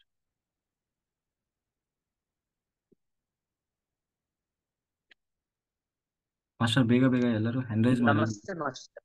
ನಮಸ್ತೆ ಮಾಸ್ಟರ್, ಮಾತಾಡಿ. ಇದು ನಾವು ಉಡುಪಿ ಧ್ಯಾನ ಯಜ್ಞಕ್ಕೆ ಬರ್ಬೇಕಾಗತ್ತೆ ಅನ್ನೋದ್ರ ಬಗ್ಗೆ ಹೇಳಿ. ಯಾಕಂದ್ರೆ ಬಸ್ ರಿಸರ್ವೇಶನ್ ಮಾಡ್ಬೇಕು ಬೆಂಗಳೂರಿಂದ ಬರೋದ್ರಿಂದ, ಬಂದು ಹೋಗೋದಿಕ್ಕೆ. ನೀವು ಯಾವತ್ತು ಉಡುಪಿ ಧ್ಯಾನ ಯಜ್ಞ ಗ್ರೂಪ್ ಅಲ್ಲಿ ಇಲ್ವಾ ಸರ್ ನೀವು? ಉಡುಪಿ ಧ್ಯಾನ ಯಜ್ಞದಲ್ಲಿ ಇದೀನಿ ಸರ್. ಅಂದ್ರೆ ಸಪ್ರೇಟ್ ಆಗಿ ಅದಕ್ಕೆ ಸಪ್ರೇಟ್ ಮಾಡಿದೀರಾ? ಗ್ರೂಪ್ ಮಾಡಿದೀವಿ, ಅದರಲ್ಲಿ ನಾವು ಹಾ. ಮಾಹಿತಿ ಹಾಕ್ತಾ ಇದ್ದೀವಿ. ಆಯ್ತು, ನಾನು ಎಲ್ಲಾ ಓಕೆ ಗ್ರೂಪ್, ಓಕೆ ಬೇರೆ ಗ್ರೂಪ್ಗಳಿಗೂ ನಾನು ಬೇಕಾದ್ರೆ ಶೇರ್ ಮಾಡ್ತೀನಿ. ಓಕೆ. ಯಾಕೆಂದ್ರೆ ಬಸ್ಸು ನಾವು ರಿಸರ್ವೇಶನ್ ಮಾಡ್ಕೊಂಡು ಬರೋದಕ್ಕೆ, ಇಲ್ಲ, ಯಾಕಂದ್ರೆ ಅದಕ್ಕೆ ಲಾಂಗ್ ನಾನು ಜರ್ನಿ ಇರುತ್ತೆ. ಮುಂಚಿತವಾಗಿನೇ ಹಾಕಿದ್ದೀನಿ. ಅದರಲ್ಲಿ ಏನಾಗಿದೆ ಅಂದ್ರೆ, ಹಾ ಅವತ್ತು 18ನೇ ತಾರೀಕು ಏನಿದೆ, ಶುಕ್ರವಾರ ಬರ್ತದೆ. ಅವತ್ತು ಹಾ 8 ಗಂಟೆ ಒಳಗೆ ಅಲ್ಲಿ ಹಾಜರಿರಬೇಕು, 8 ಗಂಟೆ ಒಳಗೆ. ಓಕೆ. ಆ ರೀತಿ ನೀವು ಬರ್ಲಿಕ್ಕೆ ವ್ಯವಸ್ಥೆ ಮಾಡ್ಕೊಳ್ಳಿ. ಆ ಬೆಳಗ್ಗೆ 8 ಗಂಟೆ ಒಳಗಡೆ ಬರೋದಕ್ಕೆ. ಅದೇ 8-9 ಗಂಟೆ ಹೆಚ್ಚು ಕಡಿಮೆ. ಹಾ. ಆಮೇಲೆ ರಿಟರ್ನ್ ಹೇಳಿ ಹೇಳಿ. 18, 19, 20. ಹಾ 21 ಬೆಳಿಗ್ಗೆ 5 ಗಂಟೆಗೆ ಕಾರ್ಯಕ್ರಮ ಮುಗೀತದೆ. ಅವತ್ತು ಓಕೆ. ಬೆಳಗ್ಗೆ ಎಲ್ಲ ಈ ಧ್ಯಾನ ಇರ್ತದೆ, ಬೆಳಿಗ್ಗೆ 5 ಗಂಟೆಗೆ ಮುಗೀತದೆ. ಹಾ ಆಮೇಲೆ ನೀವು ಎಲ್ಲ ಫುಲ್ ಕ್ಲೀನ್ ಆಗಿ ಇದು ಮಾಡಿ ವಾಶ್ ಆಗಿ ಓಕೆ. ಹೊರಡ್ಬೋದು ಆಮೇಲೆ. ರಿಟರ್ನ್ ಎಷ್ಟು ಗಂಟೆ ಹೊರಡ್ಬೋದು ನಾವು ಅಲ್ಲಿಗೆ ಬಸ್ ತಿರುಗಿ ರಿಸರ್ವೇಶನ್ ಮಾಡಿಸೋದಕ್ಕೆ? ಒಂದು ರಿಟರ್ನ್ ರಿಸರ್ವೇಶನ್ 8-9-10 ಗಂಟೆಗೆ ನೀವು ಆರಾಮ್ಸೆ ಹೊರಟು ಬರ್ಬೋದು. ಓಕೆ. ನಾವು ಒಂದ್ 8-9 ಗಂಟೆಗೆ ರಿಟರ್ನ್ ಬಸ್ ಟಿಕೆಟ್ ರಿಸರ್ವೇಶನ್ ಮಾಡಿಸ್ಬೋದಲ್ಲ? ಮಾಡಿಸ್ಕೊಳ್ಬೋದು. 5 ಗಂಟೆಗೆ ಮುಗ್ದೋಗ್ಬಿಡುತ್ತೆ. 5 ಗಂಟೆಗೆ ಮುಗೀತದೆ. ಮುಗಿದ ಹಾ ತಕ್ಷಣ ನೀವು ಸೀದಾ ಬ್ಯಾಗ್ ತಗೊಂಡು ಹೊರಡ್ಲಿಕ್ಕೆ ಆಗಲ್ಲಲ್ಲ. ಹೌದೌದು. ಅದಕ್ಕೆ ಅಲ್ಲಿ ನಾವು ಆಮೇಲೆ ಸ್ವಲ್ಪ ತಿಂಡಿ ಗಿಂಡಿ ವ್ಯವಸ್ಥೆ ಮಾಡಿರ್ತೀವಿ. ತಿಂಡಿ ಗಿಂಡಿ ಎಲ್ಲ ಹಾ ಆರಾಮ್ಸೆ ಆರಾಮ್ಸೆ ಹೋಗುವಂತೆ. ಆಮೇಲೆ ಇನ್ನೊಂದ್ಸರಿ ಬೇಕಾದ್ರೆ 3 ದಿನದಿಂದ ಸ್ನಾನ ಗಿನ ಮಾಡಿರ್ತಿದ್ರೆ ಇದ್ರೆ ಸ್ನಾನ ಗಿನ ಮಾಡಿ, ಇನ್ನೊಂದ್ಸರಿ ಕೃಷ್ಣನ್ ದರ್ಶನ ಮಾಡಿ. ಓಕೆ. ಆಮೇಲೆ ಬೇಕು ಅಂದ್ರೆ ನೋಡಿ, ಬೇರೆ ಬೇರೆ ರೀತಿ ಬೇಕಾದ್ರೆ ನೀವು ಪ್ಲಾನ್ ಮಾಡಿ. ಅಲ್ಲೇ ಬೀಚ್ ಇದೆ, 5-6 ಕಿಲೋಮೀಟರ್ ಏನೋ ಬೀಚ್ ಇದೆ ಓಕೆ. ಉಡುಪಿಯಲ್ಲಿ. ಹೋಗಿ ಬೇಕಾದ್ರೆ ಸಂಜೆ ನೀವು ರಿಟರ್ನ್ ಆಗೋ ಪ್ಲಾನ್ ಈ ತರನು ಮಾಡ್ಕೋಬಹುದು ಎಲ್ಲರೂ. ಓಕೆ. ಅದು ಇರ್ಬೇಕು, ಎಂಜಾಯ್ ಇರ್ಬೇಕು. ನೀವು ಆ ರೀತಿ ಬೀಚು ಗೀಚು ಆ ಕಡೆ ಈ ಕಡೆ ಅಂತ ಸುತ್ತಾಡಿದ್ರೆ ಅದು ಅವಾಗೆಲ್ಲ ನೀವು ಬೇಕಾದ್ರೆ ಅಲ್ಲಿ ಹೋದಲ್ಲೆಲ್ಲ ಧ್ಯಾನ ಪ್ರಚಾರ ಮಾಡ್ಬೋದು. ಹಾ ಓಕೆ ಹಾ, ಆ ತರ ಆಪ್ಷನ್ ತುಂಬಾ ಜನ ಇಟ್ಕೊಂಡು ಬನ್ನಿ. ಓಕೆ. ಇದು ಎಂಜಾಯ್ಮೆಂಟ್ ಇರ್ತದೆ. ಅಲ್ಲಿ ಅಷ್ಟು ದೂರ ಬಂದಿದ್ದೀರಿ, ಕರಾವಳಿ ಭಾಗಕ್ಕೆ. ನೀವು ಮಲ್ಪೆ ಅಂತ ಹೇಳಿ, ಮಲ್ಪೆ ಬೀಚ್ ಹತ್ರ ಆಗ್ತದೆ. ಹಾ ಆಮೇಲೆ ಏನೋ ಬೀಚ್ ಅಲ್ಲ, ಮಲ್ಪೆ ಬೀಚ್. ಆಮೇಲೆ ನನಗೆ ಅಷ್ಟು ಅದ್ರ ಮಾಹಿತಿ ಇಲ್ಲ. ಹಾ ಓಕೆ. ಹಿಂದಿನ ದಿವಸ ಮುಂಚೆನೆ ಬರ್ಬೋದಾ ನೈಟ್ಗೆ? ಅಕಸ್ಮಾತ್ ಹೇಗೆ ಯಾವ ತರ ಅಂತ ಅಂದ್ರೆ 17ನೇ ತಾರೀಕು ನೈಟ್ ಅಷ್ಟಲ್ಲಿ ರೀಚ್ ಒಂದು ವೇಳೆ ಆಗ್ಬೋದಾ? ನಿಮಗೆ ರಾತ್ರಿ ಆ ಹಗಲು ಅದೇ ರಾತ್ರಿ ನೀವು ಬರೋರು, ಒಂದು ವೇಳೆ ನಿಮಗೆ ತುಂಬಾ ದೂರದಿಂದ ಬರೋರು, ನಿಮಗೆ ಬಸ್ ಅಷ್ಟೊಂದು ಕಂಫರ್ಟೇಬಲ್ ಇಲ್ಲ ಅಂತ ಅನ್ಸಿದ್ರೆ ಬೆಳಗ್ಗೆ ಬರ್ಲಿಕ್ಕೆ, ರಾತ್ರಿ ನಾವು ಹಾ ಉಳಿಯೋರು ಬೇಕಾದ್ರೆ ಉಳಿಬೋದು. ಅಲ್ಲಿ ಹಾ ರೂಮ್ ವ್ಯವಸ್ಥೆ ಇರ್ತದೆ. ಹಾ ರೂಮ್ ವ್ಯವಸ್ಥೆ ಮಾಡಿರ್ತೀವಿ. ಓಕೆ. ಆಮೇಲೆ ಮಂಗಳೂರಲ್ಲಿ ಮಲ್ಪೆ ಬೀಚ್ ಇರೋದು, ಉಡುಪಿನಲ್ಲಿ ಬೀಚ್ ಬೇರೆ ಅಲ್ವಾ ಸರ್?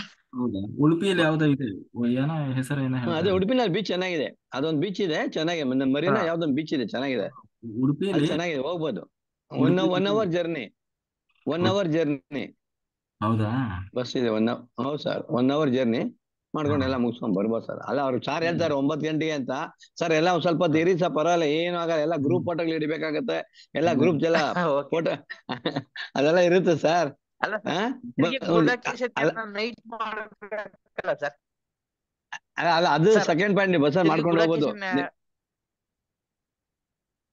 ಹೌದಾ ಅದ್ ಮಾಡ್ಕೊಂಡು ಹೋಗ್ಬೋದು. ಅಲ್ಲ ನೀವು ಯಾಕೆಂದ್ರೆ ಬ್ಯಾಟ್ರಿ ಎಲ್ಲ ನಮ್ಮ ಮೊಬೈಲ್ ಎಲ್ಲ ಡೌನ್ ಆಗೋಗ್ಬಿಟ್ಟಿರುತ್ತೆ. ಅಲ್ಲ ಇರ್ಲಿ, ಅದ್ ಬಗ್ಗೆ ಅಲ್ಲ, ಅಲ್ಲಿ ಬಂದಿರ್ತೀರಲ್ಲ, ಹಾ. ಬೀಚ್ ನೋಡ್ಕೊಂಡು ಕೃಷ್ಣನ್ ದರ್ಶನ ಮಾಡ್ಕೊಂಡು ಊಟ ಮಾಡ್ಕೊಂಡು ಒಂದ್ಸಲ ಉಡುಪಿ ದರ್ಶನ ಮಾಡ್ಬೇಕು. ಅಲ್ಲಿ ಬಂದ್ಮೇಲೆ ದರ್ಶನ ಮಾಡ್ಬೇಕಾ, ದೇವ್ರ ದರ್ಶನ ಓಕೆ ಮಾಡ್ಕೊಂಡು ಕನಕನ ಕಿಂಡಿ ನೋಡ್ಕೊಂಡು ಎಲ್ಲ ನೋಡ್ಕೊಂಡು, ಗ್ರೂಪ್ ಫೋಟೋಗಳಿರುತ್ತೆ, ಎಲ್ಲ ಗ್ರೂಪ್ ಫೋಟೋ ಹಾ ಹೇಳ್ಕೊಂಡು ಪ್ರತಿಯೊಬ್ರು ಇರೋಣ ನಮ್ ಗ್ರೂಪ್ ಅಲ್ವಾ.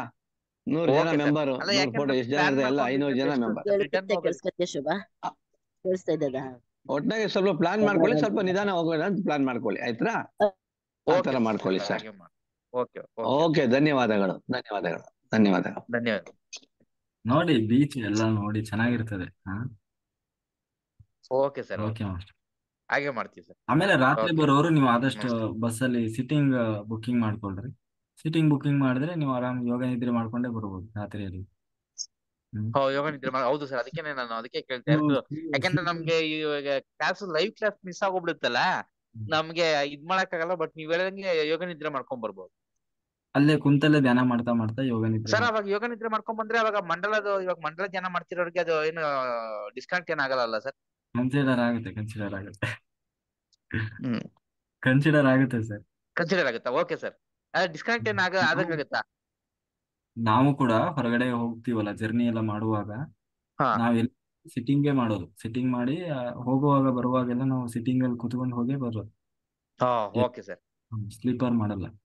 ಓಕೆ ಓಕೆ ಹಾಗೆ ತುಂಬಾ ಬಸ್ಸಲ್ಲಿ ಧನ್ಯವಾದ. ಆದಷ್ಟೇ. ನಾವು ಟ್ರೈನ್ ಅಲ್ಲಿ ಆದ್ರೂ ನಾವ್ ಏನ್ ಮಾಡ್ಬಿಡ್ತೀವಿ, upper side ಮಾಡ್ಬಿಡ್ತೀವಿ.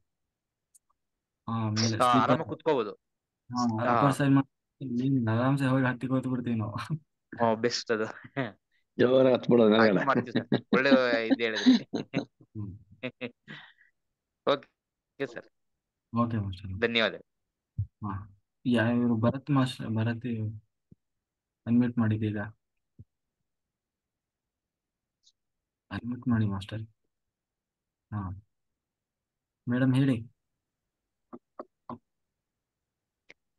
Hello sir. Madam ಮಾತಾಡಿ. ಸರ್ ಅದೇ ನಾವು ಯಾವತ್ತು ಅಲ್ಲಿಗೆ 17ನೇ ತಾರೀಕು ಅಂತಂದ್ರೆ ನಾವು 17ನೇ ತಾರೀಕೆ ಬರೋದು. 18ನೇ ತಾರೀಕು ಇತ್ತು ಅಂತಂದ್ರೆ 17ನೇ ತಾರೀಕು ಈಗ ಅವರೇ ಸರ್ ಕೇಳಿದ್ರು, ನಾನು ಕೇಳ್ಬೇಕು ಅಂತಿದ್ದ ಆನ್ಸರ್ ಸಿಕ್ತು ಅಂತ. ಇನ್ ಸ್ವಲ್ಪ ಜೋರಾಗಿ ಸ್ವಲ್ಪ ನೀವು ಮಾತಾಡ್ತಿದ್ರು ನಂಗೆ ಕೇಳಿಸ್ತಾ ಇರ್ಲಿಲ್ಲ, ಅದಕ್ಕೆ ಹ್ಯಾಂಡ್ ರೈಸ್ ಮಾಡಿದ್ದೆ. ಅದಕ್ಕೆ ಆ ಕಡೆಯಿಂದ ನಾವು ರಿಸರ್ವೇಶನ್ ಮಾಡಿಸ್ಕೋಬೇಕು ಅಂದ್ರೆ ಬಸ್ಗೆ ಅವತ್ತೇನೆ ಮಾಡಿಸ್ಕೊಳ್ಳೋದ ಸರ್? 21ಕ್ಕೆ ಅಥವಾ 20ಕ್ಕೆ ಮಾಡಿಸ್ಕೊಳ್ಳೋದ ಅಂತ ಕೇಳಕ್ಕೆ. 20ಕ್ಕೆ ಮುಗಿಯಲ್ಲ, ಮುಗಿಯೋದು ಬೆಳಗಿನ 21 ಬೆಳಗಿನ ಜಾವ ಆಗ್ತದೆ. ನೀವು 21ಕ್ಕೆ ಮಾಡಿಸ್ಕೊಡ್ರಿ, ಬೆಳಿಗ್ಗೆ ಹಗಲು ಅಥವಾ ಸಂಜೆನೋ. Okay okay, thank you sir. ಸಂಜೆ ಮಾಡಿಸ್ಕೊಂಡ್ರಿ ಮೇಡಮ್. ಸಂಜೆ ಮಾಡಿಸ್ಕೊಂಡ್ರೆ 2 ಆಗತ್ತೆ. ಯೋಗ ನಿದ್ದೆ ನೀವೆಲ್ಲ 2 ಆಗತ್ತೆ, ಅಲ್ಲೆಲ್ಲ ನೋಡ್ದಾಗ ನೀವೆಲ್ಲ ಆಗತ್ತೆ. ಇರ್ತೀರಾ ಅಲ್ವಾ ಸಂಜೆ ಸರ್? ಹೌದು, ತುಂಬಾ ಜನ 100% ಇರ್ತೀವಿ ಮೇಡಮ್ ನಾರೆ. ಗಾಡಿ ನಾವ್ ಇರ್ತೀವಿ ಮೇಡಮ್ ನಾರೆ. ತುಂಬಾ ಜನ ಓಕೆ ಮಾಸ್ಟರ್ಸ್ ಹೋಗೋರು ಇರ್ತಾರೆ. ಎಲ್ಲರೂ ಒಟ್ಟಿಗೆ ಬೇಕಾದ್ರೆ ಹೋಗಿ ಬರುವಂತ್ರಿ. Okay sir. Okay, thank you sir. Okay master. ಮತ್ತೆ ಯಾರಾದ್ರೂ ಏನಾದ್ರು ಇದ್ರೆ ಹ್ಯಾಂಡ್ ರೈಸ್ ಮಾಡಿ, ಅನ್ಮ್ಯೂಟ್ ಮಾಡಿ. ಇಲ್ಲಾಂದ್ರೆ ನಾವು ಧ್ಯಾನ ಶುರು ಮಾಡೋಣ. ಓಕೆ. ಆಮೇಲೆ ಏನು ಅಂತಂದ್ರೆ ಅದೇ ಇವಾಗಿಂದಲೇ ಎಲ್ಲರೂ ಪ್ರಾಕ್ಟೀಸ್ ಮಾಡಿ. ಒಂದ್ ವೇಳೆ ನಿಮಗೆ ಮೊದಲೇ ನೀವು ಅಲ್ಲಿ ಆಲೋಚನೆ 3 ದಿನ ಆಗ್ತದೆ ಇಲ್ಲೋ, 2 ದಿನ ಆಗ್ತದೆ ಇಲ್ಲೋ, ಅಷ್ಟಾಗ್ತದೆ ಇಲ್ಲ, ಇಷ್ಟಾಗ್ತದೆ ಇಲ್ಲೋ, ಯಾವ್ದ್ರ ಗಮನ ಇಟ್ಕೊಳಕ್ ಹೋಗ್ಬೇಡಿ. ಫಸ್ಟ್ ಬರೋಣ, ಹೋಗಿ ಪ್ರಯತ್ನ ಮಾಡೋಣ. ಮುಂದೆ ಅದು ಹೆಂಗಾಗ್ತದ ಹಂಗೆ ಆಮೇಲೆ ಆಯ್ತಾ. ಫಸ್ಟ್ ಆ ಒಟ್ಟಿನಲ್ಲಿ ಹೋಗಿ ಅಟೆಂಡ್ ಮಾಡಬೇಕು, ಭಾಗಿಯಾಗ್ಬೇಕು ಅನ್ನೋದೊಂದೇ ನಮ್ಮ ತಲೆಯಲ್ಲಿ ಇರ್ಬೇಕು. ಆಮೇಲೆ ಎಲ್ಲರೂ ಸ್ವಲ್ಪ ಹೋಪ್ ಇಟ್ಕೊಂಡಿರ್ಬೇಕು. ಹೋಪ್ ಅಂದ್ರೆ 2 ಆಪ್ಷನ್ ಇಟ್ಕೋಬಾರ್ದು, ಆಗ್ತದೋ ಇಲ್ಲೋ, ನಮ್ಮ ಮನೇಲಿ ಕಳಿಸ್ತಾರೋ ಇಲ್ಲೋ, ಹಾಗೆಲ್ಲ ಇಲ್ಲ. ನಾನು ಹೋಗ್ತೀನಿ, ಅಟೆಂಡ್ ಮಾಡ್ತೀನಿ ಅಷ್ಟೇ. ಮುಂದಿಂದು ಅದು ಆಪ್ಷನ್ಗಳು ಬೇಡ. ಕೊನೆಯ ಕಡೆಯ ಕ್ಷಣದವರೆಗೂ ನಿಮ್ಮ ಸಂಪೂರ್ಣ ಮನಸ್ಥಿತಿ ಏನಿರ್ಬೇಕು ಅಂದ್ರೆ ನಾನು ಹೋಗಿ ಅಟೆಂಡ್ ಮಾಡ್ತೀನಿ ಅನ್ನೋದೊಂದೇ ನಿಮ್ಮ ತಲೆಯಲ್ಲಿ ಇರ್ಬೇಕು, ಆಯ್ತಲ್ಲ. ಆಮೇಲೆ ಅದೇ ನಾನು ಹೇಳಿದ ಹಾಗೆ ನೀವು ಮನೆಯಿಂದ ಹೊರಟ್ರೆ ಮುಗಿಸ್ಕೊಂಡು ಮತ್ತೆ ಪುನಃ ವಾಪಸ್ ಬರುವವರೆಗೂ ಸ್ವಲ್ಪ ಜಾಸ್ತಿ ಆದಷ್ಟು ನಾವು ಧ್ಯಾನ ಪ್ರಚಾರಕ್ಕೆ ಗಮನ ಕೊಡೋಣ.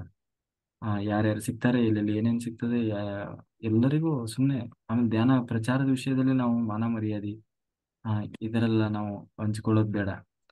ಅವ್ರು ಏನಾದ್ರೂ ತಿಳ್ಕೊಳ್ಳಿ ನಾವು ಧ್ಯಾನಿಗಳು, ನಾವು ಹೇಳೋದು ನಮ್ಮ ಧರ್ಮ ಕರ್ತವ್ಯ, ನಾವು ಹೇಳ್ತೀವಿ ಅಷ್ಟೇ ಅಂತ ಹೇಳಿ ನಾವು ಹೇಳಿದ್ರೆ ಮಹಾಲಿಂಗ ಮಾಸ್ಟರ್ ಮಾತಾಡಿ, ಅನ್ಮ್ಯೂಟ್ ಮಾಡಿ.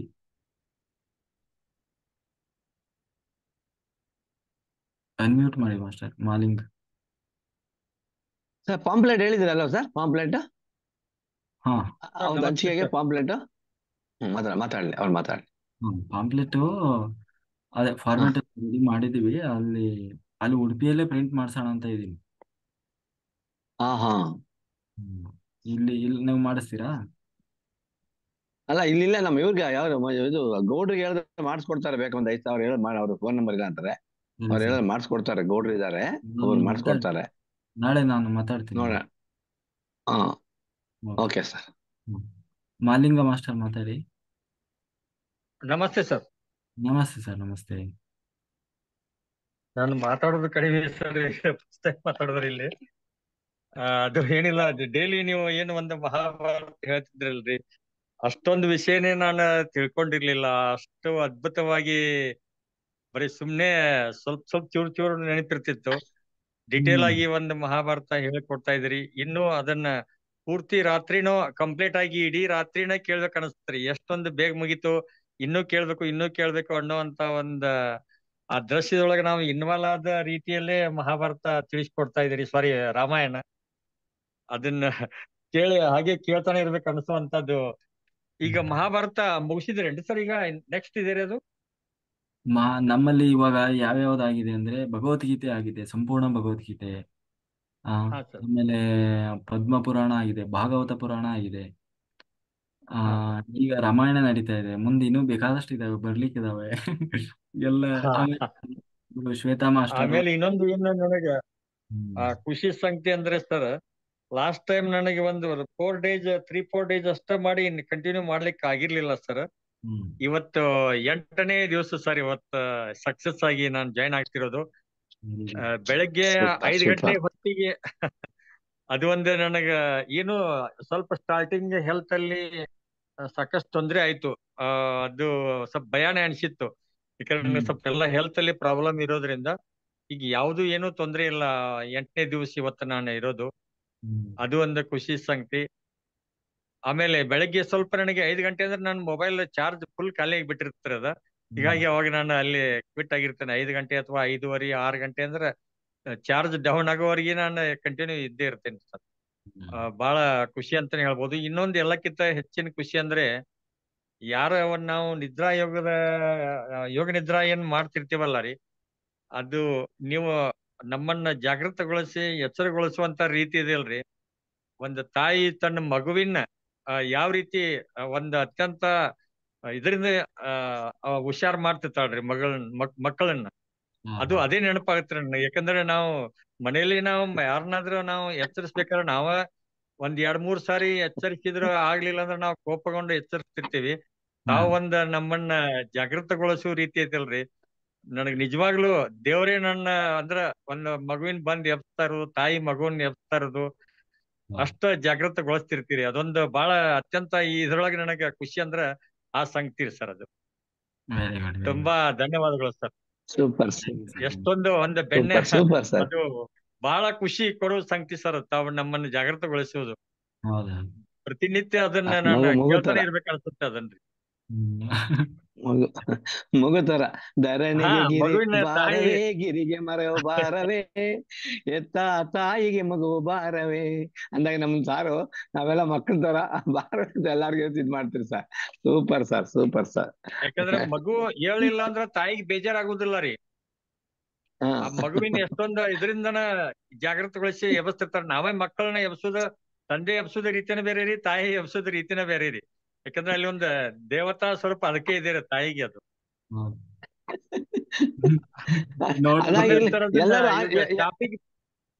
ಹಾ ಹೇಳಿ ಸರ್. ಅಲ್ಲ ಎಲ್ಲ ಅವಾಗ ಹೇಳ್ತಾರಲ್ಲ, ಆನ್ ಮಾಡಿ ಆನ್ ಮಾಡಿ ಆನ್ ಮಾಡಿ, ಎಷ್ಟು ಚೆನ್ನಾಗಿ ಹೇಳ್ತಾರಲ್ಲ. ಸಣ್ಣ ಪಾಪು ಹೇಳ್ದಾಗ ಹೇಳ್ತಾರೆ. ಆ ಸೌಂಡ್ ತುಂಬಾ ಚೆನ್ನಾಗಿದೆ ಸರ್. ನೀವ್ ಹೇಳ್ತಾ ಇದ್ರೆ ನಿಜವಾಗಿ ಬೆಳಿಗ್ಗೆ ಹೇಳ್ತಾರಲ್ಲ, ಅದ್ಭುತವಾಗಿರುತ್ತೆ ಸರ್. ನಿಜವಾಗಿ ಸ್ವೀಟ್ ಆಗಿದೆ, ಸ್ವೀಟ್ ವಾಯ್ಸ್ ಅದು. ನಿಜವಾಗಿ ನಮಗೆ ಅದ್ಭುತ. 3-4 ಗಂಟೆನಲ್ಲಿ ಅದ್ಭುತವಾಗಿರುತ್ತೆ ಸರ್. ಆಮೇಲೆ ಸರ್ ಗುರುಜಿ, ಹಾ ಅದು ಕಂಪ್ಲೀಟ್ ಮಾಡಿ ನಾನು ಮತ್ತೆ ನಿಮಗೆ ಸೆಂಡ್ ಮಾಡಿದೀನಿ ಅದು ಪೋಸ್ಟರ್ ಅದು. ಆಯ್ತು, ನಾನು ಚೆಕ್ ಮಾಡ್ತೀನಿ. ಈಗ ಬೆಳಿಗ್ಗೆ ಅಂದ್ರ ಕಸ್ಟಮರ್ ಒಳಗ ಆಗ್ತಿರೋದಿಲ್ಲ ಅಂತ ತಿಳ್ಕೊಂಡು ಮತ್ತೆ ಶಾಪಿಗೆ ಬಂದ ಈಗ ವರ್ಕ್ ಮಾಡಿ ಸೂಪರ್. ಕಂಪ್ಲೀಟ್ ಅದು ಏನಾದ್ರು ಮತ್ ಮಿಸ್ ಆಗಿದ್ರೆ ಬೆಳಗ್ಗೆ ತಿಳಿಸಿ ಸರ್. ಅದು ಎಲ್ಲ ಅಪ್ ಟು ನೀವ್ ಹೇಳಿದ್ದು ಯಾವ್ದು ಮಿಸ್ ಮಾಡ್ಲಾರ ಎಲ್ಲ ಟೈಪ್ ಮಾಡಿ ಅದು ಅಪ್ಡೇಟ್ ಮಾಡಿ ಕಳಿಸಿದೇನೆ ಸರ್. ನೋಡಿ ಬೆಳಗ್ಗೆ ನನಗೆ ಸ್ವಲ್ಪ ಜಲ್ದಿ ತಿಳಿಸ್ಬಿಡಿ ಸರ್. ನೀವು ಫ್ರೀ ಆದ್ಮೇಲೆ ತಿಳಿಸ್ಬಿಡಿ ಸರ್. ಅಂದ್ರೆ ಮತ್ತೆ ನಾನು ಕಸ್ಟಮರ್ ಬರೋಕ್ಕಿಂತ ಮುಂಚೆನೆ ಅದನ್ನ ಅಪ್ಡೇಟ್ ಮಾಡ್ಬೇಕಂದ್ರೆ ಮಾಡ್ತೀನಿ. ಖಂಡಿತ. ಹಾ sir, okay sir. Okay sir, okay. Thank you sir, ಅವಕಾಶಕ್ಕಾಗಿ ಧನ್ಯವಾದಗಳು. ಜಯಲಕ್ಷ್ಮಿ ಮಾಸ್ಟರ್ ಮಾತಾಡಿ. ನಮಸ್ತೆ ಮಾಸ್ಟರ್. ನಮಸ್ತೆ. ಸರ್ ಅದು ಇದ್ರದ್ದು ಪಾಂಪ್ಲೆಟ್ಸ್ ಹೇಳಿದ್ರಲ್ಲ ಸರ್, ಅದು ಆ ಪ್ರಿಂಟ್ ಆದ್ಮೇಲೆ ಗ್ರೂಪಿಗೆ ಹಾಕ್ತೀರಾ ಸರ್? ನಾವ್ ಇಲ್ಲೇ ಪ್ರಿಂಟ್ ಮಾಡಿಸ್ಕೊಳ್ಳಂಗೆ ಆಗುತ್ತಾ ಅದ್ರೊಂದು ಕಾಪಿನ ತಗೊಂಡು ಇಲ್ಲಿ ಅವ್ರಿಗೆ? ಅದು ಏನಾಗ್ತದೆ ಅಂದ್ರೆ ಅವರು 200 ಹಿಂಗೆಲ್ಲ ಪ್ರಿಂಟ್ ಮಾಡಲ್ಲ. ಅದು 1000 ಗಟ್ಲೆ ಮಾಡ್ತಾರೆ ಅವ್ರು. ಮಿನಿಮಮ್ 2000 ಪ್ರಿಂಟ್ ಮಾಡಿಸ್ಬೇಕಾಗ್ತದೆ. ಹಂಗಾಗಿ ಅದಕ್ಕೆ ನಾವೇನ್ ಮಾಡ್ತೀವಿ, ನಾನೇ ಪ್ರಿಂಟ್ ಹಾಕಿ ಮೊದ್ಲಿಗೆಲ್ಲ ಏನ್ ಮಾಡ್ತಿದ್ದೆ, ನಾನು ಎಲ್ಲರಿಗೂ ಪೋಸ್ಟ್ ಅಲ್ಲಿ ಕಳಿಸ್ಬಿಟ್ಟಿದ್ದೆ ಎಲ್ಲಾ ಕಡೆ ಕರ್ನಾಟಕದಾದ್ಯಂತ. ಎಲ್ಲರಿಗೂ ಒಂದು 500 600 ಈ ತರ ಅವ್ರವ್ರು ಎಷ್ಟೆಷ್ಟು ಕೇಳಿದಾರೆ ಅಷ್ಟು. ಈಗ ಸ್ವಲ್ಪ ಡಿಫ್ರೆಂಟ್ ಆಗಿ ಮಾಡೋಣ. ಈಗ ನಾವು ಎಲ್ಲವನ್ನು ಅಲ್ಲೇ ಹಂಚೋಣ, ಇಲ್ಲಿ ಕರಾವಳಿ ಭಾಗದಲ್ಲಿ ವಾಪಸ್ ಕೊಡುವಾಗ ಬರುವಾಗ. ಯಾಕಂದ್ರೆ ಇಲ್ಲಿ ಯಾವುದೋ ಒಂದು ರೂಪದಲ್ಲಿ ಈ ಕಡೆ ಎಲ್ಲಾ ಕಡೆನೂ ಇಲ್ಲಿ ಇದೆ. ಉತ್ತರ ಕರ್ನಾಟಕ ಈ ತರ ಎಲ್ಲ ನಾವು ಅಲ್ಲೇ ಪ್ರಿಂಟ್ ಮಾಡಿ ಅಲ್ಲೇ ಆದಷ್ಟು ಪ್ರಚಾರ ಮಾಡಿ ಅದನ್ನೆಲ್ಲ ಅಲ್ಲೇ ಡಿಸ್ಟ್ರಿಬ್ಯೂಟ್ ಮಾಡೋಕೆ ಟ್ರೈ ಮಾಡೋಣ. ಅಂದ್ರೆ ಯಾಕೆ ಹೇಳಿದೆ ಸರ್ ಅಂದ್ರೆ, ನಾವ್ ಬರುವಾಗ ಬಸ್ಸಲ್ಲೆಲ್ಲವಾ ಇಲ್ಲೆಲ್ಲ ಬರ್ತೀವಲ್ಲ, ಇಲ್ಲೇ ಅವ್ರಿಗೆ ಒಂದ್ ಸ್ವಲ್ಪ ಅದಕ್ ಮುಂಚೆನೆ ಕೊಟ್ಬಿಡ್ಬೇಕು ಅನ್ನೋದು ಏನೋ ನನ್ ಮನ್ಸಿಗೆ ಹಂಗ ಅನಿಸ್ತಾ ಇತ್ತು. ಕರೆಕ್ಟ್. ಬರುವಾಗ ಸ್ವಲ್ಪ ಹಂಗೆ ಬರೀ ಬಾಯಲ್ಲಿ ಹೇಳ್ಕೊಂತ ಬನ್ನಿ. ಅಲ್ಲಿ ನಾನು ಬೇಕಾದ್ರೆ ಅಲ್ಲಿ ಮೊದ್ಲೇ ನಾವು ಇಟ್ಟಿರ್ತೀವಿ ಎಲ್ಲರಿಗೂ ಕ್ಯಾಪ್. ಎಲ್ಲರಿಗೂ ನಾನು ಕ್ಯಾಪ್ ಕೊಡ್ತೀವಿ.